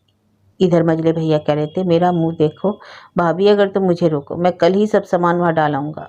भाभी, नहीं लाला जी, तुम्हें अपने बड़े भैया का बुरा देखना पड़े जो तुम इस बात को बोलो भी। मैं भी यह जानना चाहती हूँ कि वे किस प्रकार गृहस्थी चलाते हैं। भूगो तो मरने से रही, ऐसी नौबत आने पर तो इसी देरी पर आना है। अपनी चीज अपने घर छोड़ जाते मुझे रंज भी दूसरा विचार नहीं हो रहा। मझले भैया, भाभी, यह मेरे ऊपर अन्याय है, मेरे हृदय को जलता हुआ छोड़ जाने का तुम्हें अधिकार है।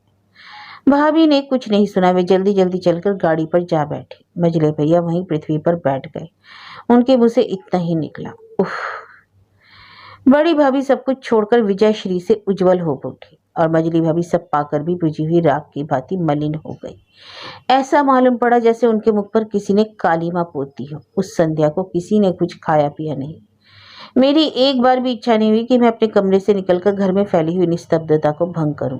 उस दिन मझली भाभी भी अपने पैरों के आभूषण की झनकार को मौन में लपेटे हुए धीरे धीरे जाकर पड़ी रही, कोई किसी से बोला तक नहीं। मझली भाभी में अवस्था के अतिरिक्त और किस बात की कमी है यह तो मैं नहीं जानती, और जान शायद जल्दी ना सकूं, परंतु उनमें अपने सतत्वों और अधिकारों की रक्षा की विचित्र क्षमता है, यह मानना ही पड़ेगा। बड़ी भाभी से जिस प्रकार उन्होंने सारे अधिकार ले लिए वह एक नाटकीय कौशल से कम नहीं, परंतु उसके संबंध में कुछ न कुछ अनुमान स्थिर किए जा सकते हैं। लेकिन आज अचानक सुधा को छोटी भाभी से छीन लेकर तो उन्होंने हद ही कर दी। बड़ी भाभी के जाते समय उधर शूल के कारण छोटी भाभी ना आ सकी थी, शायद इसलिए आज वे चढ़ते दिन ही आ पहुंची। भैया देवदर गांव पर गए और वे सुधा को लेकर इधर चली आई। छोटी भाभी के चेहरे पर तो ऐसी कोई झलक नहीं थी जिससे माना जा सके कि वे यह पता लगाने आई होंगी कि बड़ी भाभी किस प्रकार घर से विदा हुई थी, परंतु मेरे पापी मन में एक बार ऐसा विचार भी उठा और तब क्षण भर के लिए छोटी भाभी का ज्वलंत व्यक्तित्व मेरे मन के अंदर निष्प्रभ हो गया। किंतु उनसे क्षण भर बात करके तथा उनके निष्कपट हृदय की झलक ज्यों की त्यों पाकर मेरा मन गदगद हो गया। जी हुआ कि अपने अनंतर की तमाम दुर्भावनाओं को उगल दूं और उनके चरणों पर गिरकर क्षमा मांगूं, लेकिन इतना साहस ना कर सकी। छोटी भाभी अपनी नई जेठानी के प्रति ठीक ठीक ही थी। दोनों में घर गृहस्थी पर जब घंटों चर्चा चलती और सौहार्द प्रदर्शित होता रहा तो अल्प परिचय की खाई भी भर गई। कम से कम मुझे तो ऐसा ही प्रतीत हुआ, पर भगवान जाने क्यों कुछ दिनों से मुझे जो बात जैसी प्रतीत होती है वह ठीक उसके विपरीत होती है। आज भी वैसा ही हुआ। संध्या से पहले ही जब छोटी भाभी जाने को उठी और सुधा की तलाश करने लगी, जिसे मैंने अपने कमरे में थपकी दे देकर सुला दिया था, उसी समय मझली भाभी ने बिना किसी संकोच के कहा, बहू, सुधा वहां तो ना रह सकेगी, मैं तो आज खुद ही उसे बुला भेजने वाली थी। छोटी भाभी का चेहरा निष्प्रभ हो गया, परंतु उन्होंने अपने को संभाल कर कहा, लेकिन वह तो मेरे से हिल गई है, वह यहाँ एकाएक तो रह नहीं सकेगी। मझली भाभी, इसकी चिंता मत करो, मैं भी रखना जानती हूँ। माता के पास लड़की ना रहे, चाची के पास रहे, दुनिया इसका क्या मतलब लगाएगी? मुझे दुनिया की बातों से मतलब नहीं, छोटी भाभी ने कहा।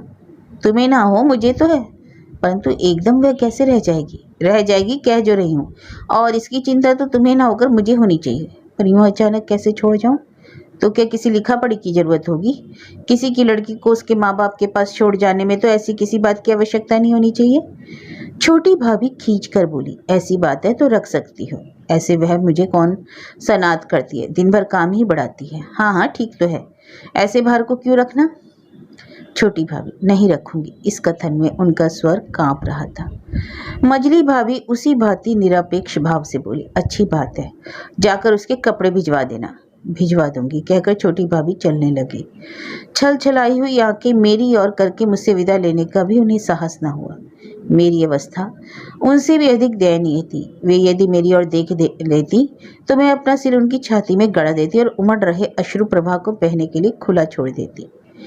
देवरानी जेठानी के संभाषण में एक शब्द भी मुंह से न निकालकर मैं अपनी निरपेक्षता को प्रदर्शित कर रही थी, परंतु हृदय भीतर से अस्थिर हो रहा था। संध्या समय श्रीधर भैया घर लौटे और उधर सुधा ने मेरे कमरे में से रोना आरंभ किया। भाभी भाभी और मैं जानबूझकर बैठी रही। वे माता के अधिकार को जताने वाली जाकर किस प्रकार उसे छुपाती है, यही तो देखना था। परंतु मझली भाभी ने जैसे सुना ही नहीं, वे साग छौंकने में ही लगी रही। भैया ने किसी को की और संबोधन किए बिना ही पूछा, ओह आज तो सुधा रानी की बांग सुनाई पड़ रही है, तो क्या इतने दिन अपनी भाभी के पास रहकर भी ताल स्वर में रोना नहीं सीख पाई? यह तो बड़ी बेसुरी आलाप है। मझली भाभी ने कुछ धीरे धीरे कहा, पर क्या कहा यह मैं सुन न सकी, ना भैया श्रीधर ही सुन पाए। भैया ने शायद समझा था कि छोटी भाभी भी आई हैं और घर में ही कहीं होंगी, इसलिए वे फिर कहने लगी, अरे सुधा चुप क्यों नहीं रहती पगली? तू नहीं जानती कि रो रोकर तू खुद बदनाम नहीं होती, अपनी भाभी को भी बदनाम करती है। सुधा को इससे क्या प्रयोजन, वह तो उसी तरह भाभी भाभी की रट लगाई थी। भैया बोले, अच्छा भाई, सुधा रानी की भाभी किधर है, वे उसे लेती क्यों नहीं? पर छोटी भाभी तो थी ही नहीं। इस पर मझली भाभी खुद उठकर गई और सुधा को मनाने लगी, परंतु वह क्यों कर मानती? वह तो उनकी गोद में ही ना आती थी, भाभी भाभी कहकर रोती ही जाती थी। भैया ने पूछा, तो क्या देवधर की बहू नहीं आई? अब मुझे बोलना ही पड़ा। मैंने कहा, वे तो चली गई और सुधा को यहीं छोड़ गई। मझली भाभी, लड़कियां किसे सनात करती हैं, उन्हें भी अगर वह भार हो रही हो तो कौन अचरज? मैं नहीं जानती क्यों मेरे भीतर का ज्वालामुखी फूट पड़ा। मैंने आवेश में आकर चिल्लाते हुए कहा, क्या कहती हो मझली भाभी? उनसे इस तरह सुधा को छीनकर अब उन्हीं ऊपर दोषारोपण कर रही हो? तो क्या सुधा को छीन लेने का मुझे अधिकार नहीं है? हो सकता है, पर किसी निरपराध पर अपराध थोपने का अधिकार किसी को नहीं। तो क्या उन्होंने ये शब्द नहीं कहे? तुम्हारे कहलवाने से कहे हैं। हाँ? भैया अब तक चुप खड़े रहे थे, इस अचानक बोलचाल के लिए तैयार न थे। बोले, यह सब क्या हो रहा है? हंसते खेलते घर को कला के कीचड़ में डुबा देने का यह ढंग अच्छा नहीं मालूम होता। यह दूसरी बार मैं देख रहा हूँ। भाभी, मुझे मेरे घर भेज दो, घर कीचड़ में डूबने से बच जाएगा। भैया कुछ नहीं बोले। सुधा इस हल्ले गुल्ले में सहम गई थी, वह कुछ चुप हो गई। अब फिर भाभी भाभी करने लगी। मछली भाभी की गोद से वह नीचे उतर आई और मेरी ओर दौड़ चली, परंतु भाभी ने उसे जोर से पकड़े रखा। मैं उठकर अपने कमरे की ओर चली गई। वहीं से थोड़ी देर में सुन पड़ा कि भैया देवधर सुधा के कपड़े पहुंचाने आए हैं। भाभी ने कपड़े ले लिए। मझले भैया बोले, कपड़े तो मंगवा लिए, पर सुधा यहाँ रहेगी कैसे? वो तो भाभी भाभी चिल्ला रही है। मझली भाभी, तो तुम लौटा दो, मैं तो मंगाने के लिए भूल कर ही बैठी। हाँ भैया देवधर, मैं कहता हूँ तुम ले जाओ, सुधा को भी ले जाओ, वह यहाँ रोते रोते मर जाएगी। देवधर, नहीं रोएगी क्यों? जब रोएगी तभी बुला लेंगे, कौन दूर है। कहकर वे चले गए। मझले भैया भी चुप हो गए। भाभी सुधा को बहलाने की भरसक चेष्टाएं करती रही, पर वह कलमुही थी कि चुप ही ना होती थी। आखिर उन्हें गुस्सा आ गया और चिढ़कर उन्होंने 2-4 हल्के हल्के तमाचे उसके गालों पर जड़ दिए। इस तरह उसे भयभीत करके दोनों एक ही चारपाई पर सो गए। वे अपने को सदा ही अलग रखती थी, पर आज वैसा न कर सकी। मैं अपने को सदा ही अलग रखती थी, पर आज ऐसा ना कर सकी। मझली भाभी इससे कुछ चकित अवश्य हुई, किंतु उन्होंने फिर विशेष कुछ ना कहा, तो मैं भी अपने को असफल समझ रही हूँ। इसी उमंग में उठकर मैं मझले भैया के पास जाकर भोजन कर लेने का आग्रह करने लगी। उन्होंने शायद आज का रंग ढंग देखकर निराहार रहना ही तय किया था। मेरे अनुरोध में उन्होंने अपना निश्चय बदल दिया और भोजन करने का नाटक करना पड़ा, पर क्या सचमुच वे कुछ खा सके? भोजन के समय उन्होंने सिर उठाकर मेरी ओर देखा भी नहीं। रात को जब एक बार फिर सुधा ने रोना शुरू किया और चुप ना होने पर मजली भाभी ने खींचना शुरू किया तो वे झल्लाकर बोले, एक दिन तो हंसी खुशी से रख लेती। भाभी को भी आवेश आ गया। उन्होंने सुधा को अपनी चारपाई से नीचे उतार दिया और कहा, बड़ा अपराध किया मैंने, ले जाओ अपनी लाडली को, जहाँ चिचाए राखो, मैं तो सतीली माँ ठहरी, कौन सा बड़ा जस मिलने को है। सुधा गिरकर हाय हाय करने और रोने लगी। भैया तो चुप रहे, परंतु मुझसे न सहा गया। मैं जाकर उसे उठा ले आई, परंतु वह चुप क्यों होने लगी। बराबर घंटे 1.5 घंटे तक रोती रही। जब बिल्कुल थक गई तो सिसकते सिसकते बड़ी मुश्किल से सोई। मेरी आंखों में से तो सारी रात नींद न आई। मैं पड़े पड़े अभागी सुधा के भाग्य की चिंता करने लगी। बेचारी की माँ तो है नहीं, एक प्यार करने वाली चाची है, उसका प्यार भी उसे बदा नहीं। दुर्भाग्य के नक्षत्र की तरह यह विमाता कहाँ से उदय हो पड़ी। क्या सचमुच ही यह अबोध सुधा के जीवन में कांटे बो देने के लिए आई है? अभी कुछ दिन पहले सारा परिवार एक था, कितनी जल्दी सब बारह बाट हो गए। भैया देवदार कहीं गए, बड़े भैया कहीं गए, यह सब क्या हो गया? क्या इसी परिणाम के लिए बचपन से सब एक साथ प्रेम से रहे थे? बड़े भैया क्या सोचते होंगे? छोटी भाभी आज कितनी उदास होंगी। बड़ी भाभी के हृदय पर कैसी गहरी चोट लगी होगी। मझली भाभी देखने में भोली भाली, किंतु कैसी विकट और अपूर्व है। इतना सब करके भी कैसी बेफिक्री से सो रही है। क्या इनके हृदय में जरा भी सहानुभूति और शील नहीं है? मेरी विचारधारा तब टूटी जब भैया श्रीधर लालटेन जलाकर कुएं से जल निकालने लगे। मुझे बड़ा आश्चर्य हुआ, क्या हो रहा है? भैया तो कभी इतनी सवेरे न उठते थे, आज क्या बात है? शायद कल के कांड ने उसी प्रकार उनके हृदय को भी सारी रात मता है जिस प्रकार मेरे। परंतु तो भी इतने तड़के उठने का कारण क्या है? मैंने पूछा, क्यों भैया, क्या बात है, इतनी रात गए, क्यों उठ गए? भैया भीतर से अत्यंत मुलायम स्वर में उत्तर दिया, आज रामू को देखने जाने का विचार है। प्रभात से पूर्व ही वे शरीर पर एक चादर डालकर निकल गए। मुझसे भी ना रहा गया, मैं भी उठ बैठी। कल के पड़े हुए काम को कर डालने की इच्छा थी, पर हृदय कुछ बेचैन सा हो रहा था। किसी काम में जीना लगता था। मजली भाभी उठकर उस सब सामान को ठीक कर रही थी जो बड़ी भाभी के जाते समय छोड़ जाने से अब तक फैला हुआ पड़ा था। ऐसा मालूम पड़ता था जैसे उनके लिए कुछ भी हुआ ही ना हो। पूरी बेफिक्री से वे अपने हाथों एक एक वस्तु को रख रही थी, शायद अपने स्वामित्व और अधिकार को प्रत्येक वस्तु के साथ संलग्न देखना चाहती थी। परंतु जड़ वस्तुएं उनके मनोभाव का उचित आदर न पा रही थी, क्योंकि उसी बीच 2-4 ने गिरकर आत्महत्या कर ली। कई चीनी के प्याले टूट गए और 2-3 कांच टुकड़े टुकड़े हो गए। तथापि वे अपने अधिकार को जमाने में लगी रही। धीरे धीरे दिन चढ़ाया। सुधा अभी तक उठ नहीं सकी थी। मैं अकेली कब तक क्या करती? उठकर सुधा को ही जगाने चल पड़ी। पर यह क्या, सुधा तो बुखार से तड़प रही थी, शरीर जल रहा था, सांस जोर जोर से चल रही थी, कभी कभी चौंक पड़ती थी। अनायास मेरे मुंह से निकल पड़ा, अरे इसे बुखार कब से हो गया? परंतु मेरी बात का उत्तर कौन देता? मेरा प्रश्न तो वायु में ही लीन हो गया। अब क्या करूं? मेरे सामने यही एक प्रश्न था, क्या भाभी से कहूं कि वे क्या कर, पर वे क्या कर लेंगी? वे तो छोटी भाभी से ही उसे छीन भर सकती थी, उस तरह विमाता के अधिकार को जता सकती थी। इससे अधिक क्या करती? मेरा जी नहीं हुआ कि उनसे कुछ कहूं। अतः मैं जीने पर चढ़ गई और मोती की माँ को पुकारा। मोती की मैं ऐसे ही अवसरों पर याद आती थी। बेचारी झटपट आ खड़ी हुई। कहो बिटिया। मैं बचपन से ही इस वृद्धा मोती की माँ को मौसी कहती थी। मैंने कहा, मौसी घर में आज कोई नहीं है, सुधा को बुखार चढ़ाया, जरा भैया देवधर को बुलाना है। अच्छी बात है, मैं बुला देती हूँ, कहकर मोती की माँ चली गई। परंतु थोड़ी ही देर लौट आई और बोली, छोटे बाबू घर में नहीं है। कहाँ गए हैं? बहू ने कहा, मालूम नहीं कहाँ गए हैं। तो मैं और कुछ नहीं पूछा? और तो कुछ नहीं पूछा, मोती की माँ ने कहा। तुमने भी कुछ ना कहा? मोती की माँ ने इतना ही कहा था कि घर पर कोई नहीं है, सुधा को बुखार चढ़ गया। इस पर भी उन्होंने कुछ नहीं कहा? कुछ नहीं, मोती की माँ कहकर चली गई। मैं मन ही मन सोचने लगी, छोटी भाभी ने कुछ नहीं पूछा, सुधा को बुखार चढ़ गया है, यह जानकर भी वे चुप रही, तनिक भी चंचल ना हुई। उनकी इस चुप्पी में क्या उनके हृदय की हलचल व्यक्त नहीं होती? क्या मौन रहकर भी उन्होंने अपनी व्यग्रता और अस्थिरता का संदेश नहीं भेजा है? अवश्य ही वे तिलमिला रही होंगी। इसी कल्पना में मैं डूबी देर तक बैठी रही। मुझे लग रहा था कि भैया देवधर आते आते तब आए अब आए, भाभी उन्हें आते ही भेजेंगे। किंतु धीरे धीरे 10 बज गए, ना कोई आया ना कोई गया। संध्या को 5 बजे भैया श्रीधर लौटे। मैं सुधा के पास थी। बुखार का त्यों ही बना हुआ था। मैंने सुधा को पुकार कर कहा, सुधा सुधा देख कौन आया है। भैया मेरा कंठस्वर सुनकर उधर ही चले आए। बोले, सुधा शाम से ही सो जाती है? मैंने कहा, सो कहाँ जाती है, आज तो सवेरे से ही बुखार में पड़ी है, दिन भर सिर तक नहीं उठाया। जरा देखो तो भैया अब क्या हाल है। अरे बुखार तो उसे आना ही था, रात कितनी देर तक खुली पड़ी रोती रही। मैं चुप रही।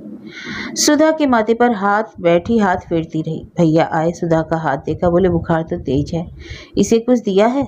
मैंने सिर हिलाकर जताया, नहीं। अब भाभी भी आकर खड़ी हो गई। दिन भर शायद मुझसे बचने के लिए इधर उधर के कामों में लगी रही थी। भैया ने भाभी की ओर ध्यान न देकर पूछा, छोटी बहू को कहला दिया था?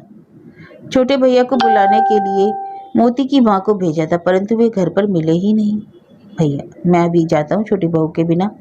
मैंने देखा छोटी बहू को बुलाने ये क्या जाएंगे, यदि वे ना आई तो उन्हें बुरा लगेगा। दिन भर बाद घर में पैर दिया है, आते ही झंझट में इन्हें डाल देना ठीक नहीं। यही सोचकर मैंने कहा, भैया आप ना जाए, उन्हें खबर तो हो ही गई है, वे खुद आ जाएंगे, नहीं तो ऐसी कोई जरूरत भी नहीं, बुखार है उतर जाएगा, बात क्या है। भैया ने कुछ ना कहा, परंतु वे गए नहीं। उस रात भी सुधा बुखार में तपती रही। कितनी बार भाभी भाभी कहकर पुकारा, पर निष्ठुर भाभी ने उसकी खबर तक ना ली। मैं बैठी सोच रही थी, भगवान तुम सुधा को लेकर क्या करोगे? तुम्हारी इतनी बड़ी सृष्टि में क्या ऐसा एक खिलौना नहीं है जिसे लेकर तुम अपना मन बहलाओ? इस छोटी सी बच्ची को तो रहने दो। अगर इसे लेना ही था तो उस समय ले लेते, जब माँ उसे छोड़कर चल बसी थी। उस समय तो तुमने उसे स्वास्थ्य प्रदान किया। अब जब उसके चारों ओर मोह मंदिर खड़ा हो गया है, तब तुम उसे जबरदस्ती छीन लेते हो। इसे कौन आपका न्याय कहेगा? जब जगत के स्वामी के हाथों ही अन्याय हो तो दुनिया में न्याय की किससे आशा करे? मछली भाभी काढ़ा उठाकर ले आई और बोली, काढ़े का समय हो गया, हटो तो पिलाऊं। मैं खिसक कर बैठ गई। आज सुधा के बुखार को 7वां दिन है। 2 दिन तो मेरे सिवा सुधा को हकीम और डॉक्टर का परिचर्या करने वाला कोई ना था, पर तीसरे दिन से मजली भाभी ने जैसे चोला बदलकर उसका सारा भार अपने ऊपर ले लिया। कारण कुछ मेरी समझ में नहीं आया, बल्कि पहले तो मुझे उनकी सद्भावना पर संदेह ही अधिक था, परंतु उनकी एक निष्ठा और अनन्यता ने मुझे अपने विचारों को बदलने के लिए बाध्य कर दिया। जब से उन्होंने उसकी ओर चित दिया, तब से रात और दिन को एक कर दिया। छोटी भाभी से सुधा को छीनते समय उन्होंने जो अधिकार जताया था, उस अधिकार को पूरी तरह चरितार्थ करके दिखा देने में जैसे वे सब कुछ भूल गई। इतने पर भी सुधा की दशा बिगड़ती जा रही थी। इसलिए मुझे सुधा का जीवन सुधा के लिए थोड़ा, परंतु मजली भाभी के लिए अधिक आवश्यक मालूम पड़ता था। और इसी कारण आज रोगी के पास एकांत में थोड़ी देर बैठकर मैं भगवान के निकट आत्मनिवेदन कर रही थी। कहते हैं भगवान अंतर्यामी है, हृदय की आंतरिक अभिलाषा को वे जानते हैं। जानते ना होते तो अखंड तपस्विनी की तपस्या को सफल क्यों करते। 8 रात दिन पलक नाक लगाकर भाभी ने अपूर्व अनुष्ठान किया, वह क्या खाली जा सकता था। 11वें दिन सुधा का ज्वर उतर गया। उसकी हड्डियों में प्राणों को छोड़कर वह भयंकर बला टल गई। भाभी के रूखे केशों में आज स्निग्धता है। उनके चिंतित मुखमंडल पर वह आवरण दूर होकर आज एक आभा झलक उठी। आज ही उन्हें वस्त्रों और अपनी वेशभूषा की ओर ध्यान देने का अवकाश मिला। अपने 2-4 आचरणों से उन्होंने मेरे हृदय में जो स्थान घेर रखा था आज बदलना पड़ा। इन्हीं वस्त्रों में तब भी वे कुछ और लगती थी, परंतु आज कुछ और लगती हैं। सुधा के पास बैठकर जब वे प्यार से बोली, कैसा जी है बेटी, तब मुझे लगा कि जैसे सुधा की माँ का कंठ है। आकस्मिक और असंभव परिवर्तन का कोई आधार न था। अनेक यह करके भी उसका समाधान मेरे जी में ना उठता था। बड़ी भाभी के जाते समय और छोटी भाभी से सुधा के संबंध में बात करते समय जो मजली भाभी मैंने देखी थी, वह अब कहाँ थी। जैसे इतने ही दिनों में उनकी वह असली रूप अपनी छाया मात्र छोड़कर कहीं चला गया। अनेक ऊहापोह करने पर भी कोई अनुसंधान न लग सका। मैंने आखिर यही निश्चय किया कि मनुष्य का चरित्र एक पहेली है। उसकी भूल भुलैया को समझने का दावा इस संसार में कोई नहीं कर सकता। उसी दिन संध्या को मैं चुपचाप जाकर भैया के कमरे में लेटी रही। भैया कहीं बाहर गए थे। इधर भी अक्सर बाहर ही रहते हैं। पिछले दिनों की घटनाओं ने उनके जीवन को कुछ अस्वादिष्ट बना दिया प्रतीत होता है। वे ना घड़ी भर बैठते हैं, ना बहुत बातचीत करते हैं। कोई काम हुआ तो कर दिया, नहीं हुआ तो चुपचाप अपना काम करते रहे। सुधा के इलाज में भी विशेष तत्परता नहीं दिखाते और ऐसा भी नहीं प्रतीत होता कि वे भाभी की सुधा के लिए व्याकुलता और उसकी परिचर्या में उनके लीन रहने को ना जानते हों, पर उनके आंतरिक भाव को कैसा समझते हैं इसका मुझे पता नहीं। मैंने सोचा था आज भैया को कमरे में घुसते ही यह खुशखबरी सुनाऊंगी कि भाभी ने सुधा को आखिर बचा ही लिया। सवेरे जो बुखार उतर गया था वह आज दिन भर नहीं चढ़ा है और अब उसकी दशा बिल्कुल ठीक है। कुछ देर तो मैं उनकी प्रतीक्षा में बैठी एक पुस्तक बाँच रही थी। बाद में वहीं चटाई पर लेट गई। बिल्कुल अंधेरा हो गया था जब कमरे के द्वार पर कोई पदचाप सुनाई दी। एक क्षण में भाभी भीतर आ गई। भैया के पलंग के पायते से टेककर प्रार्थना सी करने लगी। मेरे स्वामी, मेरे नाथ, मैंने तुम्हें अपने आचरण से ही तो खो दिया और उसी से मैं तुम्हें पा सकूंगी। मुझे विश्वास है कि मैंने आपको बदल लिया है, पर तुम्हें पाने के लिए मैं उतावली नहीं करूंगी। मैं पग पग चलकर उसी स्थान पर लौट जाऊंगी जहां तुम्हें पाया था। मेरे जिस स्वार्थ में तुम्हें स्थान न हो उसे मैं तृणवत तोड़ दूंगी, छोड़ दूंगी। तुम जिस मार्ग पर मुझे चलाना चाहते हो मैंने स्वयं देख लिया। मैं उसी मार्ग में चलने के लिए निकल पड़ी हूँ। तुम देख लेना कि उस पर उसी गति से चली जा रही हूँ। मैं जड़वत पड़ी थी। मेरी ऊपर की सांस ऊपर और नीचे की नीचे थी। मैं अपनी उपस्थिति का ज्ञान कराकर उनकी उस एकांत श्रद्धा को दो आदमियों के बीच के बोझ नहीं बनाना चाहती थी। यदि मुझे शक्ति होती तो मैं वायु के साथ कमरे में से बाहर निकल जाती, परंतु मनुष्य बहुत कुछ होकर भी सर्वसमर्थ कहाँ होता है। भाभी चुप हो गई थी, परंतु उनका सिर चारपाई की पट्टी पर पड़ा था। उनके हृदय की धड़कन, उनके उच्छ्वास की त्वरना वाणी से भी अधिक उनके भावों को प्रकट कर रही थी। उनकी साड़ी की सरसराहट तक सुनाई नहीं पड़ती थी। शरीर जड़वत पड़ा था। इतनी स्पष्टता और समीपता से मानव हृदय का दर्शन मैंने जीवन में पहले कभी ना किया था। जो होता था मैं किसी मार्ग से भाग निकलूं। किसी के निजी जीवन में इस प्रकार आवरण कर देखना एक जघन्य पाप है। वही पाप मुझसे बन पड़ा था। भगवान के समक्ष और भाभी के समक्ष भी मैं उसके लिए अपराधिनी हूँ, किंतु मैं वस्तुतः निरपराध हूँ, क्योंकि यह अपराध मुझसे जिस अवस्था में बन पड़ा वह इरादतन तो नहीं किया गया था। परमात्मा को धन्यवाद है कि भाभी ने इस रहस्य को नहीं जाना। हृदय की गीता का पाठ समाप्त करके वे उठकर चली गई। मैं भी हल्के पैरों कमरे से बाहर निकल गई। थोड़ी देर में मेरा उनका सामना हुआ तो जी में आया मैंने मन में नानाविध विचारों को स्थान देकर इनके प्रति जो अन्याय किया है उसके लिए क्षमा मांग लूं, पर यह सब मैं ना कर सकी। हाँ, गहरी आत्मीयता के स्वर में मैंने कहा, भाभी आखिर तुमने सुधा को बचा ही लिया। मालूम पड़ता है मेरी जैसी ही उतावली दूसरी ओर से भी प्रेरित कर रही थी। प्रसंग खुल जाने पर वैसे ही आत्मीयता के भाव से वे बोली, मौत के मुंह में भी तो मैंने ही डाला था। यह बात ना कहकर तुम मेरे साथ अन्याय करोगी। मैं हंस पड़ी और वे भी खिलखिलाकर हंस पड़ी। वह कलुष और स्वच्छ हंसी थी। उसी संध्या को बड़े भैया और छोटे भैया सुधा को देखने आए। बुखार अब नहीं है यह जानकर उनकी चिंता दूर हुई और इसलिए बड़े भैया शीघ्र ही लौट जाने को उठ खड़े हुए। भाभी यह देखकर चौके में से दौड़कर मेरे पास आई और बड़े भैया को भोजन करने से पहले ना जाने का आग्रह करने को कहा। मैंने कहा, भैया भाभी कहती है भोजन तैयार हो गया है। भैया ने कहा, नहीं, भोजन करने से शाम हो जाएगी और फिर इतनी दूर जाना मुश्किल होगा। भाभी ने बहुत अनुरोध किया परंतु उन्होंने ना माना। कहा, घर के आदमी हैं, इतने आग्रह की क्या जरूरत, और थोड़ी देर बैठना होता तो खाए बिना नहीं जाते। बड़े भैया चल दिए और उनके पीछे छोटे भैया भी। तब छोटे भैया को रोककर भाभी ने कहा, लाला जी तुमको तो दूर नहीं जाना। भैया देवदार रुक गए। बोले, नहीं तो क्यों, मुझसे कुछ काम है? भाभी ने हाँ के सिर में सिर हिलाकर कहा, हाँ तो मैं अभी लौट कर आता हूँ, कहकर वे बड़े भैया के पीछे पीछे चले गए। शायद थोड़ी दूर तक उन्हें भेजकर लौट आए और पूछा, क्या काम है? मैं आ गया, कुछ देर बैठो तब बताऊंगी।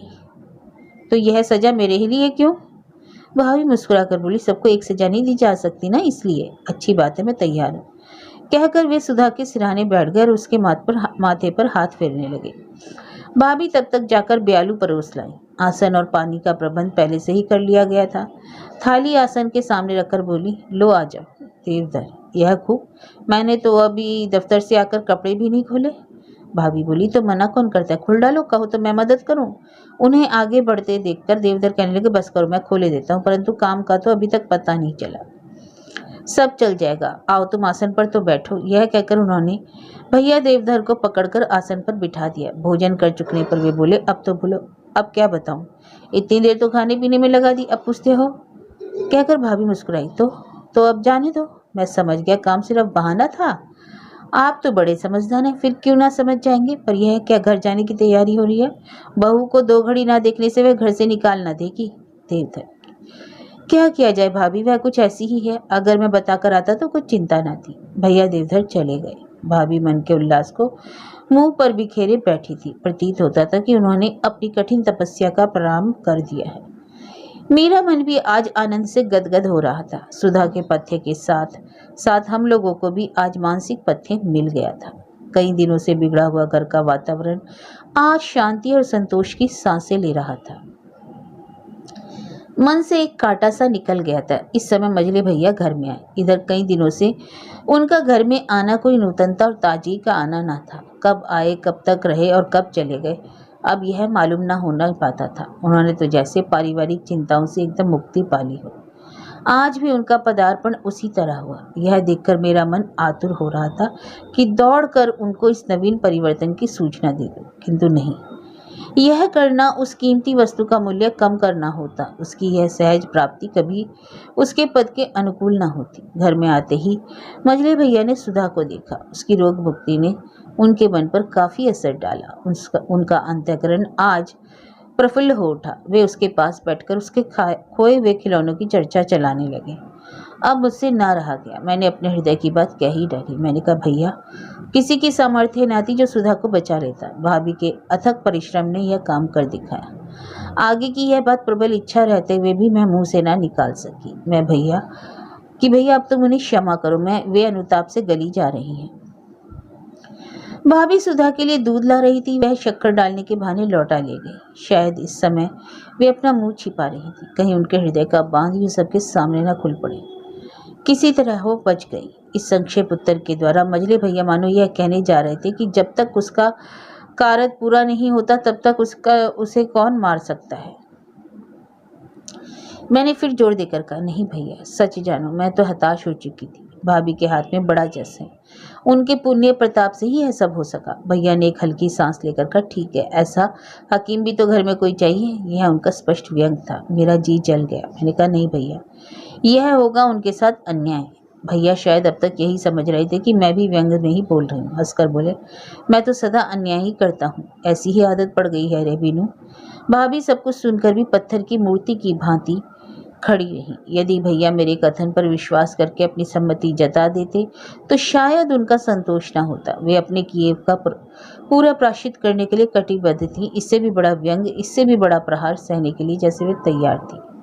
उन्होंने मुंह पर बिना किसी प्रकार का विकार लाए सुधा को उठाया, गोद में बिठाकर उसे दूध पिलाने लगे। यह दृश्य देखकर भैया को शायद मेरे कथन पर कुछ भरोसा हो चला था। उनके थके मुंह पर एक नया भाव खेलने लगा। घर में वातावरण में एक नया स्पंदन शुरू हो गया। मजली भाभी का ख्याल था कि जिस जोर जबरदस्ती और अधिकार से उन्होंने सुधा को रोक लिया था, उसी से जब चाहे उसे वापस भी कर दे सकती हैं। पर जब सरन ने आकर छोटी भाभी का उत्तर सुना दिया कि उनका जी ठीक नहीं है, सुधा की साल संभाल कौन करेगा, तो वे स्तब्ध रह गई। स्तब्ध में भी रह गई क्योंकि भाभी ने कब सरन को भेजा और उससे क्या कहलाया यह मुझे भी मालूम न था। मैंने कहा, ऐसी क्या पड़ी थी भाभी जो तुम सुधा को भेज रही हो?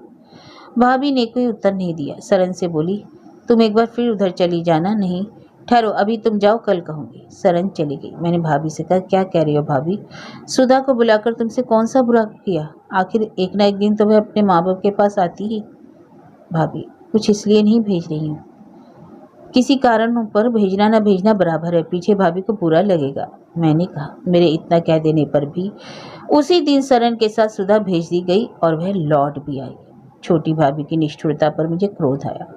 मैं बड़ी देर तक उन्हें ज्यों त्यों कोसती रही। मजली भाभी मालूम पड़ता है सुधा को भेजकर सशंक बैठी परिणाम की प्रतीक्षा कर रही थी। जब वह लौट आई तो उनका मुंह छोटा सा हो गया। इतनी निष्प्रभ वे कभी ना हुई थी। उन्होंने पूछा, छोटी बहू बीमार है तो हमें क्यों नहीं खिलाया? क्या हम इतने गैर हैं? सरन, नहीं, कुछ ऐसी ही बात है। मजली भाभी की एक ही बात ने मुझे उनकी प्रशंसिका बना दिया था। मैं अब हर एक पहलू से उनके बड़प्पन को बढ़ाकर देखती थी। उनके अपमान को सहन करना मेरे लिए कठिन हो गया। मैंने कहा, छोटी भाभी बड़ी पत्थर है, एक बार कड़क कर उनमें लोच नहीं आता, ऐसा भी मान क्या? जब ये बड़ी होकर इतनी झुक रही हैं तो उन्हें यूं ना करना चाहिए था। मैंने सरन से कहा, तुम्हें एक बार मेरे साथ और चलना पड़ेगा, मैं भी तो देखा हूँ कैसी बीमार है। मझली भाभी ने कहा। मैं भी चलूँ ना? सरन, बच्ची सुधा बीमारी से उठी है, आते जाते थक गई है, उसे फिर से चलना क्या ठीक है? भाभी, तो बीबी रानी को ले जाकर दिखा ले आओ, ना होगा तो मैं संध्या समय चली जाऊंगी। मैं रास्ते भर तो यही सोचती गई कि छोटी भाभी ने आज उचित नहीं किया, उन्हें आज जी भरकर डांटूंगी, पर घर पहुंचकर देखा तो मैं भयभीत हो गई। इतनी बड़ी बीमारी क्या मैंने सोची थी? एकदम चारपाई से मिल गई छोटी भाभी। कहाँ था उनका वह रूप, कहाँ थी उनकी वह हंसी? क्षीण, दुर्बल, एकाकी, दीन, कुररी सी पड़ी थी। मैं जाकर खड़ी हो गई। अनायास मेरे मुंह से निकल गए, ये क्या सरन, तुमने क्या यह सब मुझे बताया था? और भाभी से बड़े आवेश में आकर मैंने कहा, छोटी भाभी तुम कैसी हो? शरीर का ये हाल कैसे कर लिया? और छोटी भाभी फीकी हंसी हंसती और बोली, आओ बैठो। सरन बेचारी को दोष ना दो, मैंने ही उसे मना कर दिया था। सोचा था नाहक चिंतित हो उठेंगी, वही हुआ। बहुत अच्छा सोचती हो, भगवान तुम्हारी जैसी सद्बुद्धि सभी को दे, तो सेवा का बहुत सा काम हल्का हो जाए। भैया देवधर दूसरे कमरे में दवाई तैयार कर रहे थे, लेकर आ पहुंचे। मैंने कहा, भैया तुम भी इनके सिखाने में आ गए, खबर तक ना की? ये स्त्री थोड़े ही है, पत्थर है, निरी पत्थर। भैया बोले, पत्थर नहीं फौलाद है, ना हकीम की बात मानेंगी ना डॉक्टर की। इतने दिन हो गए, आज खुशामद कर कर हार गया, पर मजाल जो एक खुराक भी पी हो। अरे खबर तो की होती। देवधर, पागल हो गई बीनू, खबर कैसे करता? कहो ना कि मना करके रखा था, पर इस तरह चुपचाप दुनिया से चले जाना क्या सहज है? कोई किसी की खबर ना करे, पर भगवान क्या इतने लापरवाह? अच्छा लाओ दवाई मुझे दो। मैंने भैया के हाथ से प्याला ले लिया। भाभी धीरे से बोली, रह जाओ, मैं ऐसी बीमार थोड़ी ही हूँ जो दवाई पीकर मुंह को कड़वा करूँ। मैंने उत्तरती, दवाई पीने से मुंह कड़वे होते हैं तो बोलो मिश्री घोल कर पिलाओ। अभी तक जवान इतनी चटोरी है, छी। मैंने प्याला ले जाकर होठों पर लगा दिया। वे हाथ से मेरा हाथ पकड़ते हुए बोली, ना मानोगी? नहीं। मैंने उत्तर दिया, तुम्हें मेरी कसम, और तुम्हें भी मेरी कसम, जो एक ही घूंट में इसे ना पी गई। तुम ना मानोगी? अच्छा लाओ। मेरे हाथ के इशारे से उन्हें उठाया और दवाई पिला दी। दवाई पीकर वह बोली, अब तो खुश हो? मैंने होठ बिचका कर कहा, तो मेरे ऊपर और एक एहसान कर दो। एहसान अपने ऊपर कर रही हो, एहसान उन पर कर रही हो। मैंने उंगली दिखाकर भैया देवधर को बता दिया। अच्छा, तो तुम आज लड़ने आई हो? मैंने कहा, हाँ। भाभी, तो 2-4 खुराकें पिलाकर मुझे लड़ने लायक बना दो, मैं तुम्हारी चुनौती स्वीकार करती हूँ। मैंने कहा, अच्छी बात है, वही करूँगी। भैया देवधर की ओर घूमकर मैंने कहा, भैया ये बीमार कब से हैं? अभी उस दिन तो घर गई थी, तब ठीक थी। भैया, बस घर से आई हैं, उसी दिन से कुछ उदास है। सुधा को भाभी ने रख लिया, तब से कई दिन तक खाना पीना छोड़ रखा है। भाभी, रहने भी दो, क्या बीमारी ये सब कारण लेकर आती है? तुमने तो एक ही मर्ज पकड़ रखा है, सुधा सुधा सुधा। जब यह भी देखते जा रहे हो कि मैं सुधा के बिना भी तो जी रही हूँ, अगर ना जी सकती तो अब तक कब की मर चुकी होती। उस चुड़ैल को क्या मैं अब रख सकती हूँ? दिन भर उपद्रव करे। ऐसे जी के जंजाल को मैं क्यों चाहने लगी? ऐसा ही वह होती तो बड़ी भाभी के साथ ना निभ जाती, जिनकी गोद में देकर माँ मर गई थी। मैंने तो देखा था, बिन माँ की लड़की है। अब वह बात भी नहीं रही, क्योंकि उसकी माँ आ गई। वह उसे चाहती भी है, तो मैं क्यों रोकती? ऐसी लड़की के चले जाने पर मुझे दुख क्यों होता?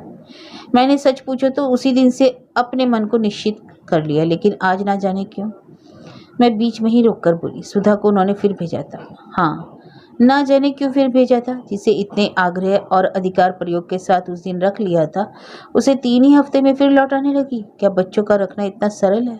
एक छोटी सी बीमारी में सबके हौसले पूरे हो गए। अभी पूरी तरह पत्ते भी तो उसे नहीं मिल पाए। मुझे तो उसके धुले कपड़े सी सूरत देखकर रोना आ गया, पर उस माँ के हृदय को इतना भी ना आया कि उसे माँ बाप के लाड़ दुलार से वंचित करके चाची के पास भेज दे रही है।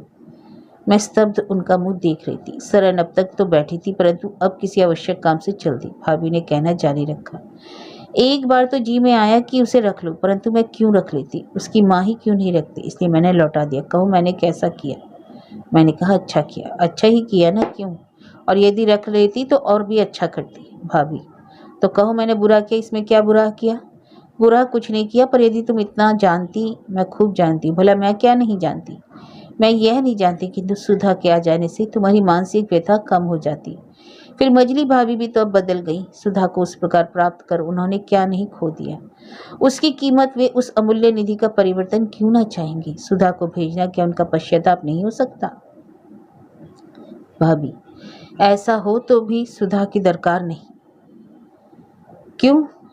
मेरापन? परंतु क्यों? भाभी, अरे मैं कितनी बार बता चुकी हूँ रानी कि अहिल्या नामकरण करने से मेरे माता पिता का और कोई उद्देश्य ना भी रहा हो, परंतु स्वभाव की कठोरता तो थी ही ना। माँ ने स्वयं एक दिन मुझे कहा था कि पत्थर की लीक की तरह अटल मेरी जिद पर रीछ और खींच कर उन्होंने पहली बार मुझे इस नाम से पुकारा था। तभी से सब मेरे असली नाम को भूल गए। मैं भी उस भूले हुए नाम को याद रखना नहीं चाहती जिसका मेरे स्वभाव के साथ कोई संबंध नहीं। उसे याद रखने में क्या फायदा, और मैं उसी अपने स्वभाव से विवश हूँ। पर अपने स्वार्थ के लिए पत्थर भी द्रवित हो जाता है भाभी। कठोरता को भी यह सोचकर तुम्हें मर्यादित करना चाहिए। मेरा इसमें इतना ही स्वार्थ है कि मानसिक बेकली जो थोड़ी बहुत हो रही थी शांत हो जाए। भाभी ने बहुत स्थिरता से कहा। इतना भी क्या थोड़ा है, अधिक सही, पर अपनी कठिनाइयों का स्वागत करना क्या कम है? भरे पूरे की इच्छा सभी करते हैं, वह सुहावनी है। रिक्तता को गले लगाना निर्भय हो जाना है। सुधा बेचारी क्या है, जीवन के एक कोने को भी तो वह नहीं भर पाई थी। उसे निकालकर मैं रिक्तता का अनुभव भी नहीं कर पाई हूँ। कहते कहते उनका कंठ भर आया। आगे कहने की सामर्थ्य उनमें ना रही। मैंने कहा, देखो तुम्हारे माथे पर पसीना आ गया है, अपने पर रहम करो, अत्याचार मत करो। मैं तुम्हें देखने और हो सके तो कुछ दवा दारू करने आई हूँ, व्याख्यान सुनने नहीं। मैं क्या तुम्हें व्याख्यान दे रही हूँ? और नहीं तो क्या कर रही हो? अकारण बीमारी को बुलाकर फिर उससे लड़ते लड़ते अशक्त होकर अब मुझसे व्यर्थ बहस कर रही हो। आकारण कहकर वह थोड़ा हंसी और मौन हो गई। मौन के साथ साथ आंखों में थोड़ी सी बूंदें चलक आई। कंठ कुछ भारी हो गया। मैं निस्तब्ध बैठी रही, जीभ नहीं खुल सकी कुछ कहूँ। मेरी खिन्नता को थोड़ी देर बाद हटाने की चेष्टा करती हुए बोली, मुझे तो तुमने आकर बचा ही लिया। अब तनिक अपने भैया की फिक्र तो कर लो। 2 दिन से जोसो खाकर रह जाते हैं। रोटी मैं कर नहीं सकती, अब बाजार जाकर ये खा नहीं आते। मैंने कहा, मैं भी कैसी हूँ जो आकर इतनी बीमारी में भी तुमसे लंका कांड में प्रवृत्त हो गई और भैया की खबर भी ना ली। खैर अब अभी बनाए लेती हूँ, कहकर मैं उठ गई। चौका ठीक किया, सामान निकाला और रसोई करने लगी। भैया देवधर भी लौट कर आए तो बोले, अरे बीनू, तू तो रसोईदारिन बन रही है। मैंने कहा, और तुम भूखे फिरते रहे, किसी से यह नहीं कह पाए कि खाने पीने का प्रबंध कर दिया जाए? आखिर मुझसे तो भी रहा नहीं जा सकता ना। अच्छा ठीक है, यही सही, भैया बोले और चले गए। मैं रसोई घर में दाल चढ़ाकर भाभी के पास जा बैठी और साग कतरने लगी। भाभी बोली, इस बार बड़ा अच्छा अवसर था, मैं मर जाती। मैंने कहा, चलो रहने दो भाभी, पर ना जाने क्यों मुझे इस जीवन से इतना मोह हो रहा है। मैं सोचने लगती हूँ कि तुम्हारे भैया के लिए मैं कैसी मूर्खा हूँ ना। भला मैं यह नहीं सोचती कि सचमुच ही यदि मैं न रहूँ क्या इन्हें तकलीफ होगी? एक जाती है दूसरी आ जाती है, इसमें तकलीफ काहे की? भाभी आज तुम्हारा ज्ञान बहुत हो रहा है, मैं जाती हूँ, मेरी दाल जली जाती है। और मैं उठकर चली गई। स्थिति बड़ी खराब हो गई है। बड़े भैया की नौकरी छूट गई, छोटी भाभी का स्वास्थ्य मेरे लाख यत्न करने पर आगे नहीं बढ़ा, बल्कि दशा और क्षीणतर होती जा रही है। मझले भैया के पैर में कुछ तकलीफ हो गई। उधर मेरे गौने के लिए भी ताकीद हो रही है। मैं बार बार सोचती हूँ कि एक घर के 3 घर हो जाने से जो असुविधा बढ़ गई है वह कैसे दूर हो सकती है। मैं कर भी क्या सकती हूँ? छोटी भाभी को सुधा के नाम से चिढ़ हो गई है। मैं कभी बात चलाती तो उन्हें सहन नहीं होती। शायद सुधा का नाम भी वे अपने कानों में पड़ने देना नहीं चाहती। डॉक्टर आता है और देख जाता है, दवाई देता है, खाती हैं, पर मेरा जी ना जाने क्यों यही चाहता है कि एक बार सुधा को लाकर उनकी गोद में रख देने से उनके प्राण रह जाएंगे। मुझे आज 8 दिन यहाँ पूरे हो जाएंगे। मेरे गौने की तारीख टल गई, पर भाभी के दिन जैसे पूरे हो रहे हैं। डॉक्टर भी इधर कुछ उद्विग्न से हो रहे हैं। आज मझले भैया ने छोटे भैया को बुलाया था। उनसे मालूम हुआ कि उन्होंने कहा है कि बड़े भैया वापस घर आ जाएं। छोटे भैया उन्हें कहने गए भी और बड़े भैया ने अपनी स्वीकृति भी दे दी थी, परंतु बड़ी भाभी तैयार ना हुई। उन्होंने कहा, बताते हैं कि वे जीते जी घर में पैर ना रखेंगी। मेरी आंखों के सामने मझली भाभी की कलुष मूर्ति है, परंतु तो भी आज ना जाने क्यों मेरा अंतःकरण आज उन्हें बराबर कोस रहा है। बड़ी भाभी की चीर परिचित कर्कश मूर्ति आज मेरी श्रद्धा को अनायास अपनी ओर खींच रही है। संध्या के 4 बजे हैं। मैं छोटी भाभी को दवाई देने का मन ही कर रही थी कि सरन दौड़ी हुई आई। गजब हो गया बिटिया रानी, गजब हो गया। मझली बहू, क्या हुआ सरन? मैं घबरा कर बोली। सरन, मझली बहू कुएं में गिर पड़ी, चलो जल्दी चलो। छोटे बाबू कहाँ हैं? भैया देवधर भीतर ही थे। यह सुनकर वे भी निकल आए। मेरे हाथ से शीशी छूटकर चुरचुर हो गई। मैं भैया देवधर के साथ बेतहाशा भागी। छोटी भाभी को शायद झपकी आ गई थी और वे पूरी बात सुन न सकी थी, इसलिए वे मुझे पुकारती रह गई। मैं घर पहुंची। भैया देवधर मुझसे पहले ही पहुंच गए थे। छुन्ना का हार आकर कुएं में उतर चुका था। 2-3 मोहल्ले के लोग भी पहुंच गए थे और वे भाभी को निकाल रहे थे। बड़ी कठिनाई से 4-4 अंगुल करके रस्सी खींची जा रही थी। मेरा शरीर कांप रहा था, हृदय धक धक कर रहा था। थोड़ी देर में भाभी का चेहरा फिर शरीर कुएं से बाहर निकाला गया। उनके मुंह से ऊं ऊं जैसे कराने की आवाज निकल रही थी, परंतु शायद शरीर का भान उन्हें नहीं था। कुएं के पास ही बिछौने पर उन्हें लिटा दिया गया। उपचार किया गया। छोटे भैया डॉक्टर के लिए दौड़ गए। डॉक्टर आए, परीक्षा की और ना जाने बड़ी देर तक क्या समझाते रहे, फिर चले गए। थोड़ी देर में एक नर्स आवश्यक औषधियां लेकर आई। इस बीच मझले भैया ने भैया देवधर को भेजा कि बड़े भैया को खबर कर दें। 1-1.5 घंटे में बड़े भैया आ पहुंचे। उनके पीछे बड़ी भाभी भी यह कहते कहते घुसी, हाय जो कहीं मैं इनकार न करती उसी समय चली आती, परंतु मेरी मति पर पत्थर पड़ गए थे। मैं अब तक भय से बराबर कांप रही थी। अब भाभी को देखते ही मुझे रुलाई आ गई। मैं सिसक सिसक कर रो पड़ी। भाभी, रोने से क्या होगा, आओ कुछ उद्योग करें। भाभी के साथ साथ मैं मझली भाभी के शरीर के उस ओर बैठ गई जिधर उन्होंने इशारा किया। नर्स ने कहा, मालूम पड़ता है चोट बहुत लगी है, अभी तक जरा भी उन्नति नहीं। मैंने पूछा, लेकिन मेम साहब अच्छी तो हो जाएंगी। कह नहीं सकती, आशा बहुत कम है, नर्स ने कहा। किसी तरह के उपचार में कमी नहीं रखी गई, लेकिन भाभी को होश नहीं आया। रात के करीब 1 बजे उनका चोला छूट गया। इतनी जल्दी इतना अनर्थ हो जाएगा यह कौन जानता था। बड़ी भाभी कितनी ही विषाक्त क्यों ना हो, पर आज उनका मन उन्हें बराबर धिक्कार दे रहा था। वह धिक्कार बिना बोले ही उनके चेहरे से झलकता था। उसे वे छिपाने के लिए भी व्यग्र नहीं दिखाई देती थी। प्रतीत होता था कि वे अपने को दोषी समझ रही थी और उस आरोप से अपनी रक्षा करना चाहती थी। रात्रि के इस अंधकार में जबकि मझली भाभी का शव दालान में सुहाग की साड़ी ओढ़े पड़ा था, बड़ी भाभी मुझे सबसे श्रद्धास्पद लग रही थी। रामू और सुधा तक चारपाई पर सोए थे, लेकिन हम सब के एक साथ रो पड़ने से उनकी नींद खुल गई और वे भी रोने लगे। उनके मन में ना जाने कौन सी भावना उमड़ रही थी। उसे प्रकट किए बगैर ही वे थोड़ी देर में अवसर की भीषणता का आभास पा गए और दोनों गले लगकर पहले जैसे ही सो गए। मैं बैठी उन्हीं के प्यार भरे आलिंगन को देख रही थी और उनकी निष्कलुष चित्रवृत्ति का मनुष्य के आचरण से मेल मिला रही थी। बड़े भैया शांति स्वरूप स्थिर किंतु कुछ अनमने से बैठे थे। उनके चेहरे पर विकार के चिन्ह इतने अस्पष्ट थे कि मालूम पड़ता था मानो इस सद्य प्रलय ने उनके अंतःकरण का स्पर्श ही न किया हो। मुझे बचपन से अब तक के अनेक दुर्दिन एवं महोत्सवों की याद है। बड़े भैया को मैं सदा आग और पानी के समय इसी प्रकार तटस्थ मुद्रा में देखती हूँ। उन्हें जैसे हाड़ मांस का मुंह ही ना हो। उनके समीप ही भैया श्रीधर सिर नीचे किए बैठे थे। इतना नीचे कर लेने पर भी हृदय का हाहाकार उनके चेहरे पर स्पष्ट अंकित था। उस महान व्यथा का कितना अंश उन्होंने आंसुओं में दो डाला है, यह उनके संबंध में किसी से पूछने की जरूरत नहीं है। इतने दीन और करुण तो वे उस दिन भी न हुए थे जब बच्ची सुधा को छोड़कर उसकी माँ चल बसी थी। बार बार शव की ओर देखकर वे जब सांस लेते तो कोई अव्यक्त कहानी अपने आप को कह डालने के लिए आतुर जान पड़ती। देवधर भैया से बुलवाकर मैंने सरन को छोटी भाभी के पास भेज दिया और उसे समझा दिया था कि वह उन्हें कुछ ना बताए। मैं नहीं चाहती कि इस दुस्संवाद को वे इतनी जल्दी सुन ले, किंतु जान पड़ता था वे ना मानी और सरन भी उनके सामने अधिक देर तक उसे छिपा ना सकी। आखिर उसे कुछ ना कुछ तो बताना ही पड़ा और इस पर वे नाना प्रकार के अनुमान करने लगी। बार बार उठकर बैठ जाती और खड़े होने की चेष्टा करती। बेचारी सरन डर गई, उससे वे संभल ना सकी। तब आधी रात में वह दौड़कर आई और खबर दी। हम में से कोई इस नए समाचार सुनने को तैयार ना था। यह सुनकर बड़े भैया ने देवधर को और मुझे भेजने के लिए क्रमशः हम दोनों की ओर देखा। उसी समय हम गए। भाभी ने मुझे देखते ही पूछा, क्यों, क्या हुआ? मैंने कहा, लेटी रहो, जो हुआ सो तो हुआ ही। बताओगी नहीं? बताओ ना। व्यर्थ की बातों से तुम्हारी इस कमजोरी में के समय कहना तुम्हें परेशानी में डालना होगा भाभी। भाभी, तो क्या तुम्हारे ना कहने से मैं इतनी बड़ी बात छिप जाएगी क्या? इतनी भारी दुर्घटना का हाहाकार तो मैं देखती हूँ, सारी दुनिया में मैं ही बच गई। अच्छा, तो तुम सुन चुकी हो ना? हाँ, मैं सुन चुकी हूँ और खुश हो चुकी हूँ। क्यों नहीं भूलती हूँ?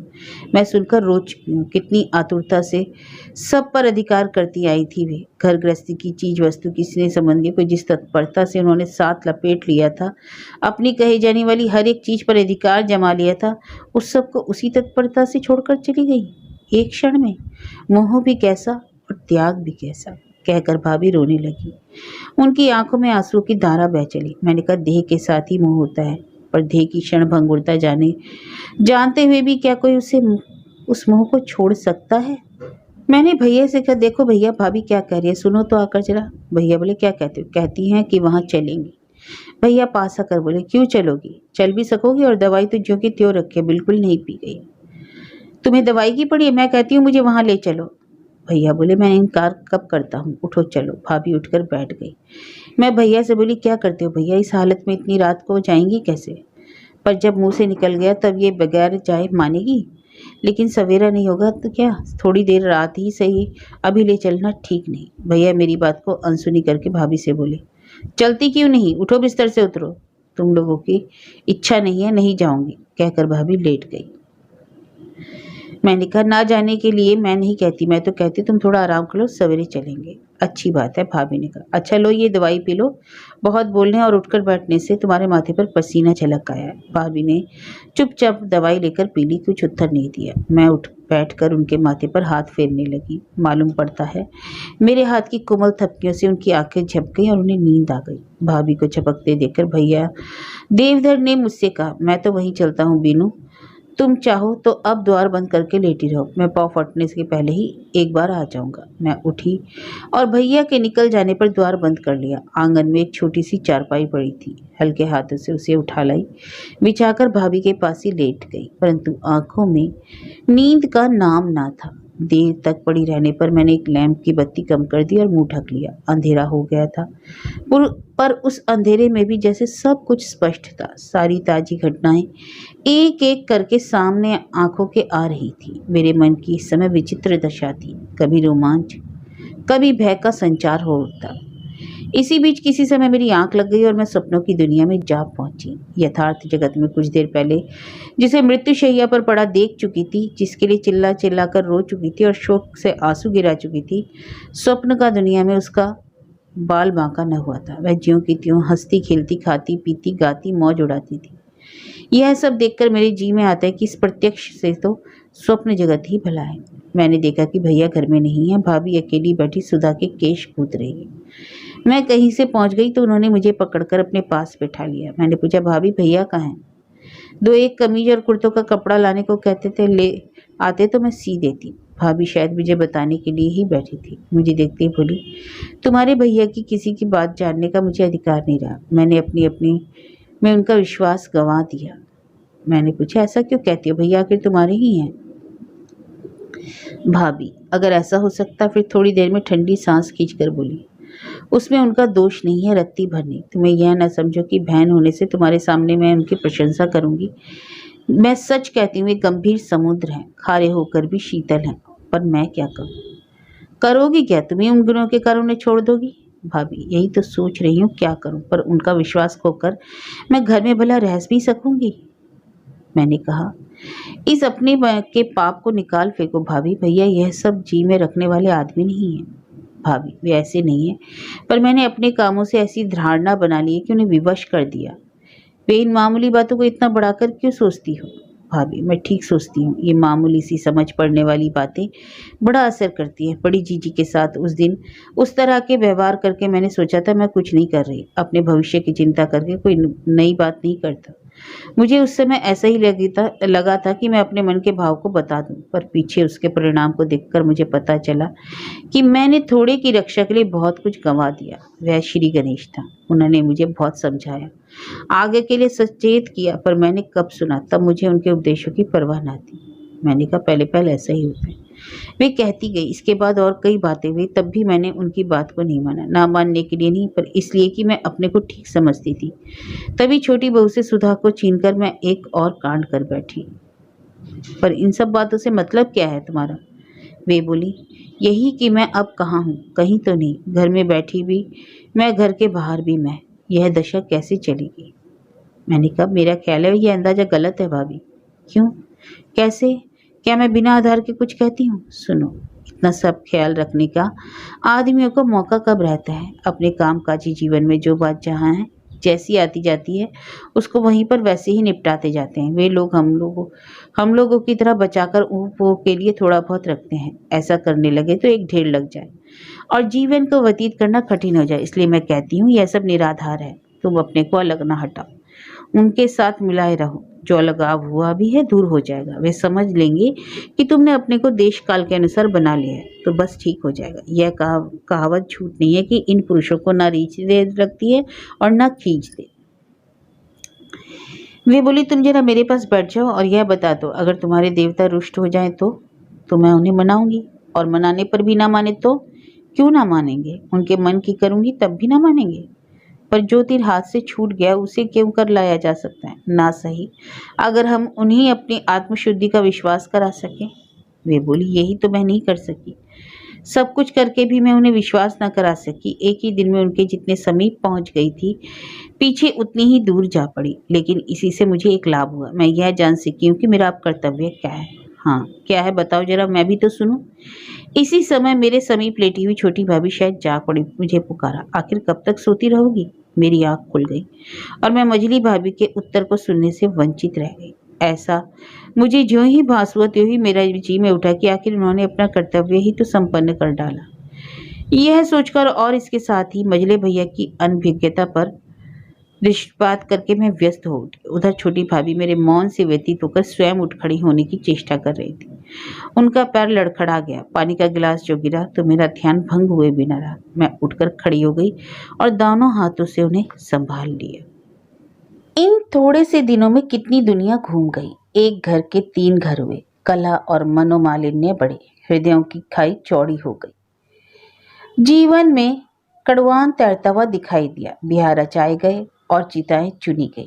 हमारे मझले भैया जो भोगी और सन्यासी दोनों एक साथ थे, वे अब भी उसी तरह हैं। जीवन में परिवर्तन की लहर आई थी। वह बसंत की हवा के झोंके की तरह आकर चली गई। वे अब भी पहले जैसे अपने काम पर जाते हैं, पैदा करके लाते हैं, लाकर बड़ी भाभी के हाथ पर रख देते हैं। क्या कैसे खर्च होता है इसमें पूछने के ना कभी उन्होंने चिंता की, ना अब करते हैं। बड़े भैया ने उधर बुढ़ापे में नौकरी का अनुभव जरूर कर लिया। उस अनुभव को घर वापस आकर भी वे थोड़ा थोड़ा जारी रख रहे हैं। परंतु इनमें और मझले भैया में बहुत अंतर आ गया। ये प्रसन्न रहते हैं, वे चिंतित। इन्हें सवेरे से शाम तक काम से विराम नहीं। कभी बैठकर हुक्का पीते हैं, कभी मकान की मरम्मत की तरफ ध्यान देते हैं, कभी आगत स्वागत में लगते हैं, कभी कोई गीता रामायण उठाकर भगवत भजन कर लेते हैं। बाकी समय अपने काम पर चले जाते हैं। पैर से सिर तक आजकल ये कामकाजी आदमी बन गए हैं। जिन्होंने पहले देखा था उनकी कर्तव्यशीलता पर विश्वास नहीं करते। काम की इस भीड़ भाड़ में चाहे किसी को दिखाई न दे, पर मुझे साफ झलकता है कि वे अपने हृदय के किसी मर्म स्थान पर लगी हुई चोट को भुलाने का यत्न कर रहे हैं।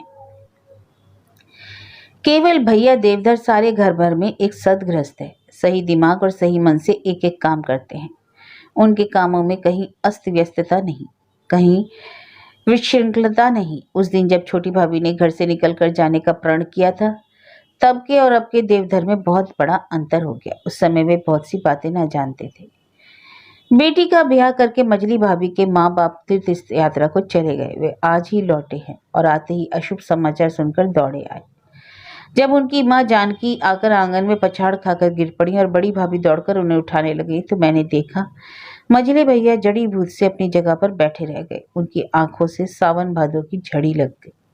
मझली भाभी के प्राण निकलने से अब तक मैंने उन्हें उदास और मौन देखा था, पर उनकी आंखों में आंसू नहीं देखे थे। उनकी मौन और उदासी से उनके मन की व्यथा का अनुमान मैं अवश्य लगाती थी, और उस दिन के स्वप्न के कारण कभी कभी यह भी सोचती थी, क्या सचमुच भाभी अपने निश्चय को निभाकर चली गई? यदि ऐसा ही हुआ तो क्या भैया को यह सब मालूम है?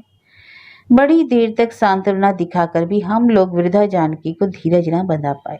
उनके मुंह से एक ही बात निकलती थी, हाय क्या मैं इसलिए उसे छोड़कर चली गई? मैं क्या जानती थी कि जिसे ब्याह कर मैं अपने को मुक्त समझ रही हूँ, वह सदा के लिए मुझे मुक्त करके चली जाएगी। आंसुओं में अच्छी तरह नहाकर मझले भैया ना जाने कब भीतर से निकल कर आ गए। उन्हें देखकर जानकी देवी बोली, लल्ला आ गई हूँ, लाओ मेरी धरोहर कहाँ है? मैं तो तुम्हें सौंप कर निश्चित हो गई थी, पर तुमने क्यों मुझे धोखा दिया? यह बात वे अत्यंत दुख में कह गई। वे स्वयं नहीं जानती थी कि वे क्या कह रही हैं। मझले भैया बोले, आप चाहे यूं भी कह रही हो, परंतु यह बात सच है, मैंने आपके साथ विश्वासघात किया। यदि मैं जरा भी उसे समझ पाता तो क्या यह सब होता? इतनी महान थी वो, जो उसे मैंने सदा क्षुद्र ही समझा। मैंने हर बात में उसकी तिरस्कार ही किया। मैं ही उसका अपराधी हूँ। फिर भाभी की ओर मुंह करके बोले, भाभी मैं ठीक कह रहा हूँ, तुम भी शायद नहीं जानती वह क्या थी। तुमने तो उसका वही रूप देखा था। हाय हाय, वह बात कितनी ओछी और स्वार्थपूर्ण थी। छोटी बहू भी उसे थोड़ा ही जान पाई। उसने भी उसका इससे मिलता जुलता ही रूप देखा, परंतु मैं तो जानकर भी अनजान ही बना रहा, उस पर अविश्वास ही करता रहा।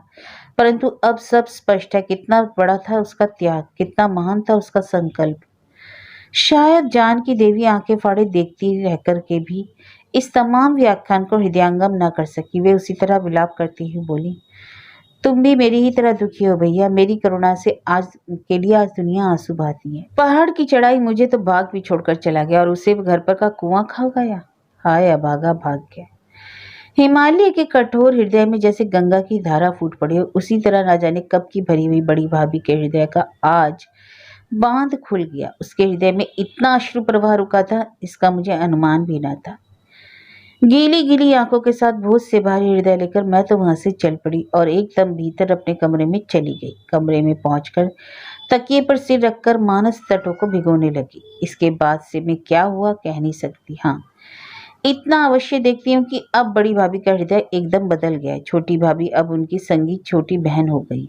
सुधा रामू की तरह उनके पेट से पैदा हुई अपनी बेटी है, लेकिन ना जाने छोटी भाभी के जी में क्या हुआ। वह अपने आप को जैसे बचाती फिर रही है। वे जिस प्रकार अपनी जेठानी के का कोप और उसकी भर्त्सना ओढ़ लेती थी और फिर भी हंसती रहती थी, कभी शिकायत न करती थी, उसी प्रकार उनके प्यार और दुलार को आंचल पसार कर नहीं ले पा रही है। ऐसे अवसर पर वे कुंठित हो जाती हैं, अपने को विलग कर लेती हैं। मैं रात रात भर कई दिनों से जाग रही हूँ। आजकल मेरी आंखों में नींद नहीं। मेरा गौना होने की बात जो एकाएक चल पड़ी है, यह भी है, पर नींद न आने का और भी कारण है। मेरे सामने बड़े भैया हैं, उनका ब्राह्य और अंतर जगत का आंदोलन है। इसके बाद मदले भैया हैं। मैं अपने को सबसे भरा पूरा प्रदर्शित करते हुए भी भीतर से एकदम शून्य हूँ। उनके अंदर की यह रिक्तता पानी पर तेल की तरह तैर आती है। मैं सोचने लग जाती हूँ कि सब तो बिगड़ बिगड़ कर सुधर गए, पर मझले भैया ऐसे बिगड़े कि उनका जीवन पथ पर अब आलोक की एक किरण भी नहीं है। नहीं मालूम कभी उनके भी दिन फिरेंगे, कभी फिर वे हरे भरे जीवन में घूमने फिरने लायक हो सकेंगे या नहीं। आखिर वह दिन आ ही गया। अब तो मुझे यह घर छोड़कर आज ही जाना पड़ेगा। वे सब बाहर बैठे हैं, मेरा हृदय भीतर ही भीतर रो रहा है।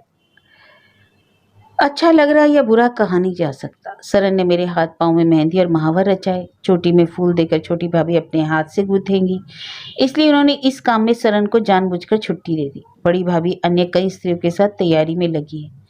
छोटे भैया कभी भीतर आकर पान के बीड़े ले जाते हैं, कभी सिगरेट के बक्से। बड़े भैया लकड़ी की चौकी पर दीवार का सहारा लिए बैठे बड़ी शांति के साथ अपना हुक्का पी रहे हैं या शायद कुछ सोच रहे हैं। मैं अपने को असहाय और एकाकी सा क्यों पा गई हूँ, समझ में नहीं आ रहा। नए नए भाव, नई दुनिया और नए जीवन की रंग बिरंगी कल्पनाएं चारों ओर घूम रही हैं, पर हृदय में उत्साह नहीं है। एक उदासी सी घिर रही है, एक अस्थिरता रोम रोम को आंदोलित किए दे रही है। सुधा और रामू पास ही बैठकर फूलों के हार गूंथ रहे हैं। कभी कभी दोनों एक ही फूल के लिए लड़ने लगते हैं, पर मेरा ध्यान उधर नहीं है। स्नान के बाद मैं अपने बाल भी अच्छी तरह नहीं सुखा पाई।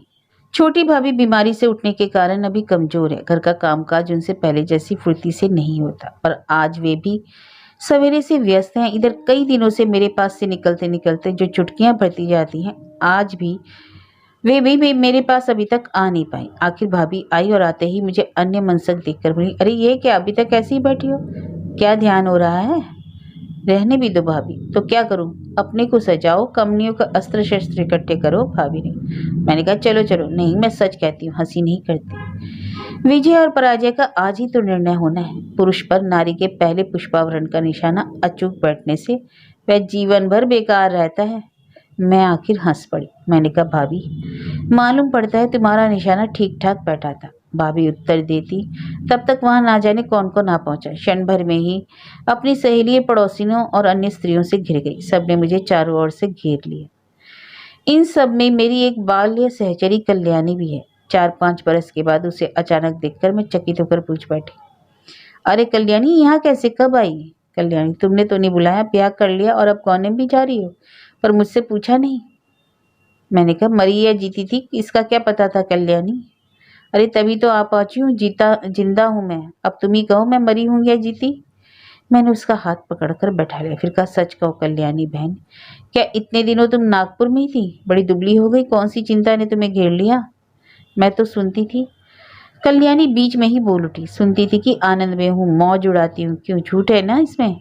मैं अपने घर में राज करती हूँ। एक 12 बरस का और एक 14 बरस का, 2 बेटे हैं।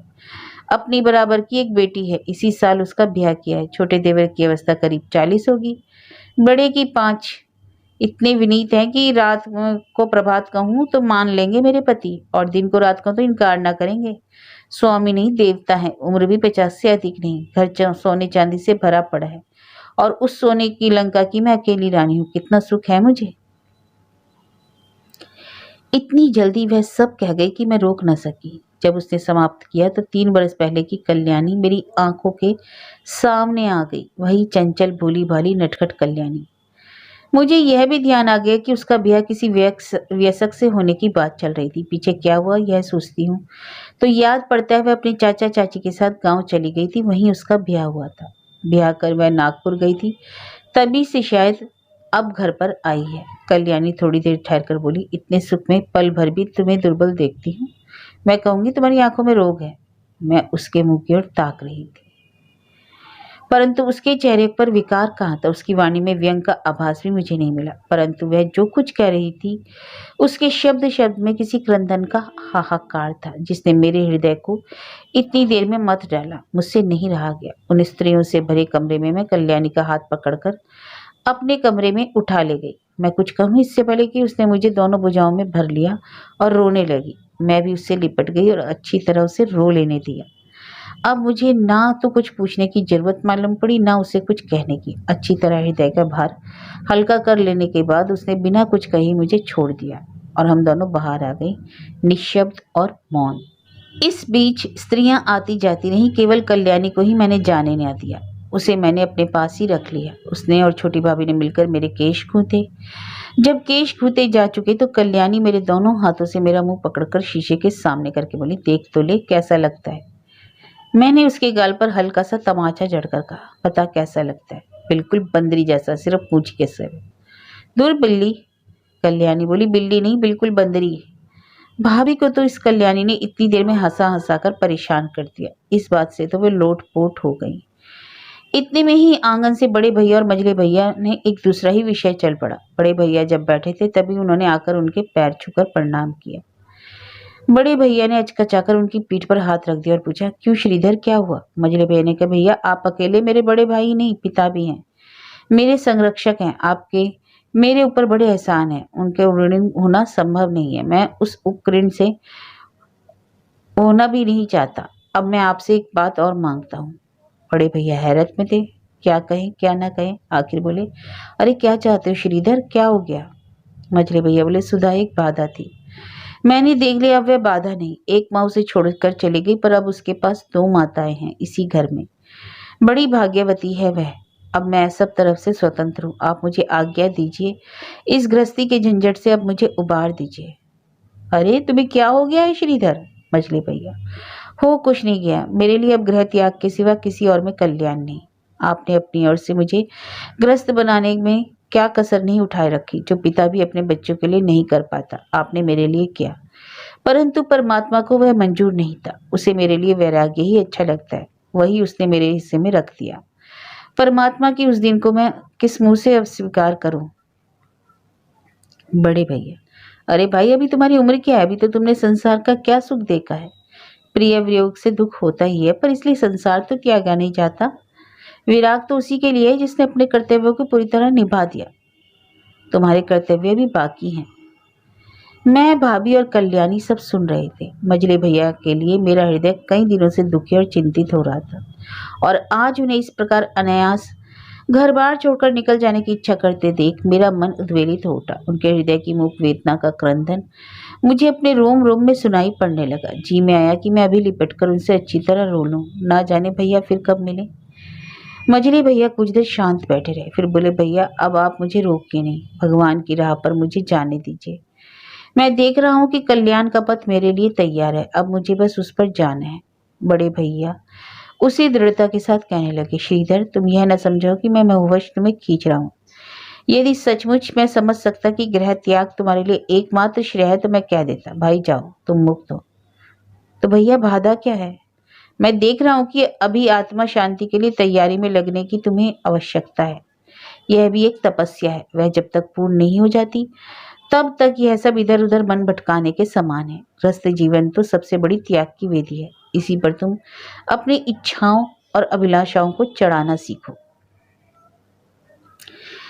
मझले भैया ज्यों के त्यों बैठे रहे, जैसे ये सब बातें उनके हृदय के भीतर तक ना पहुंची हो। थोड़ी देर कर बोले, आज वीनू ससुराल जा रही है। मैं अपने भीतर और घर के भीतर अभी से एक रिक्तता अनुभव करने लगा हूँ। जब वह सचमुच ही चली जाएगी तब और भी यह उदासी हमें परास्त कर देगी। जिस पर तुम अपने इस इरादे को जोर देकर मेरे सामने रख रहे हो, अब बताओ मैं क्या करूं?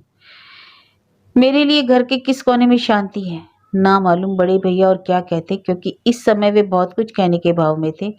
परंतु भैया देवधर ने किसी काम से उन्हें बाहर बुला लिया। वे बिना कुछ कहे उठकर चले गए और भैया श्रीधर बैठे रहे। मुझसे नहीं रहा गया, मैं किस प्रकार मझले भैया से बातचीत आरंभ करूं। आज तक कभी उनसे बोलने में संकोच नहीं होता था।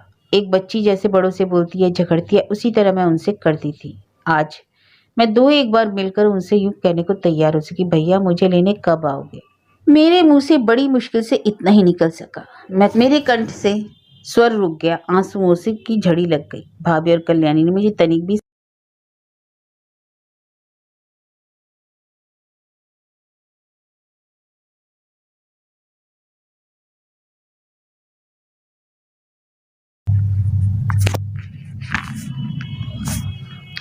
मैंने चुपचाप रोते रोते सब सुन लिया। मेरे मुंह से यह तरफ ना निकला, तुम स्वयं जाने को उद्यत हो रहे हो तो मुझे लाकर क्या करोगे? जिस घर में 3 भाइयों के बीच में अकेली बहन होकर सदा सबका लाड़ प्यार पाया, वही तुम आज छोड़कर संन्यास ले रहे हो? मुझे इस तरह रोती देखकर वे नितिज्ञ की भांति बोले, बड़ी पगली है तू, अपने घर जाते समय कोई रोता है? यही तेरी बुद्धि है? फिर छोटी भाभी को लक्ष्य कर बोले, देवधर की बहू इसे समझा दो, रोने से तबीयत खराब होगी, बहुत दूर जाना है। इसने कुछ खाया पिया कि नहीं? छोटी बाबू ने हाथ के इशारे से कहा, अभी कुछ नहीं खाया इन्होंने। कल्याणी ने भाभी के संकेत को भाष्य समझकर संक्षेप में बताया, ये तो रात से ऐसे ही है भैया, तो तुम लोग पहले से थोड़ा बहुत खिला दो। बड़ी भाभी को तो आज फुर्सत नहीं, वे काम में लगी हुई हैं। कल्याणी मुझसे बोली, चलो तुम कुछ खा लो। मैं उसी तरह रुआसे स्वर में बोली, मुझे भूख नहीं। भूख क्यों नहीं है? भैया बोले, तुम इसे ले जाओ और जितना हो सके खिला दो, अब समय हो रहा है, बहुत देर नहीं। मेरे नहीं नहीं करने पर भी कल्याणी मुझे पकड़कर ले गई और ले जाकर छोटी भाभी के कमरे के फर्श पर बिठा दिया। छोटी भाभी से कहा, भाभी तुम ले आओ, मैं इसे खिलाऊंगी अपने हाथों से। दुल्हन क्या कभी अपने हाथ से खाती है? इसके बाद मैंने जैसा भाया थोड़ा बहुत भोजन किया। ना करती तो क्या करती, कल्याणी का मन दुखा देती। इतने दिन बाद तो मिली थी और अभी अभी उसके कितने दुखमय जीवन का आभास मुझे मिल चुका था। मेरे से उसे 2 घड़ी हंस खेलकर उसने जीवन व्यापी कथा को भूल जाने का अवसर मिल सके, उसे मैं क्यों जाने देती। भोजन में बड़ी प्रसन्नता से उसने मेरे साथ किया, इससे वह और भी स्वादिष्ट हो गया। खा पी चुकने के बाद शीघ्र ही मुझे कपड़े पहनकर तैयार हो जाने का आदेश मिला। मैं जो जो नहीं पहनना चाहती थी वे कपड़े लत्ते पहनाकर कल्याणी और छोटी भाभी ने मुझे पूरी गुड़िया बना दिया।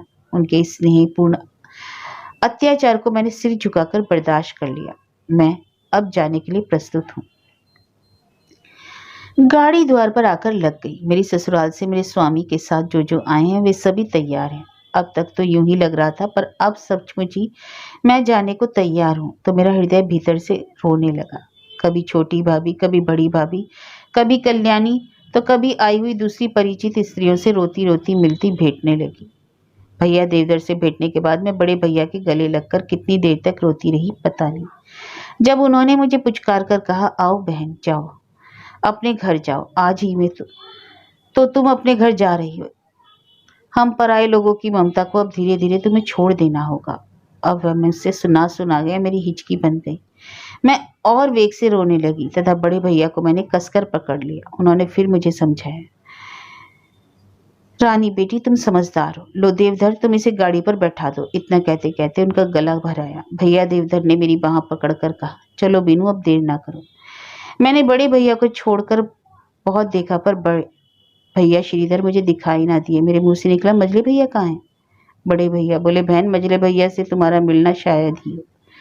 तुम्हारे साथी वे आज घर छोड़ रहे हैं। मेरी आंखों से आंसू झर रहे थे। बड़े भैया की आंखों से भी 2 बूंद आंसू गिर पड़े। मैं कल्याणी का हाथ का सहारा लेकर गाड़ी पर चढ़ गई। सिर टेककर घर को मन ही मन प्रणाम किया। बस गाड़ी चल पड़ी। चलती गाड़ी में मेरे स्वामी भी आकर मेरे पास ही बैठ गए। दूर, बहुत दूर पर मजले भैया जैसा कोई चला जा रहा था। उसकी कोपिन देखकर मेरे हृदय में एक आह निकल गई। अंतर्यामी को छोड़कर मेरे मन की शून्यता के सिवा उसे सुनने वाला शायद वहां उस समय अब कोई नहीं था। यहाँ तक कि पास बैठे हुए मेरे स्वामी भी नहीं।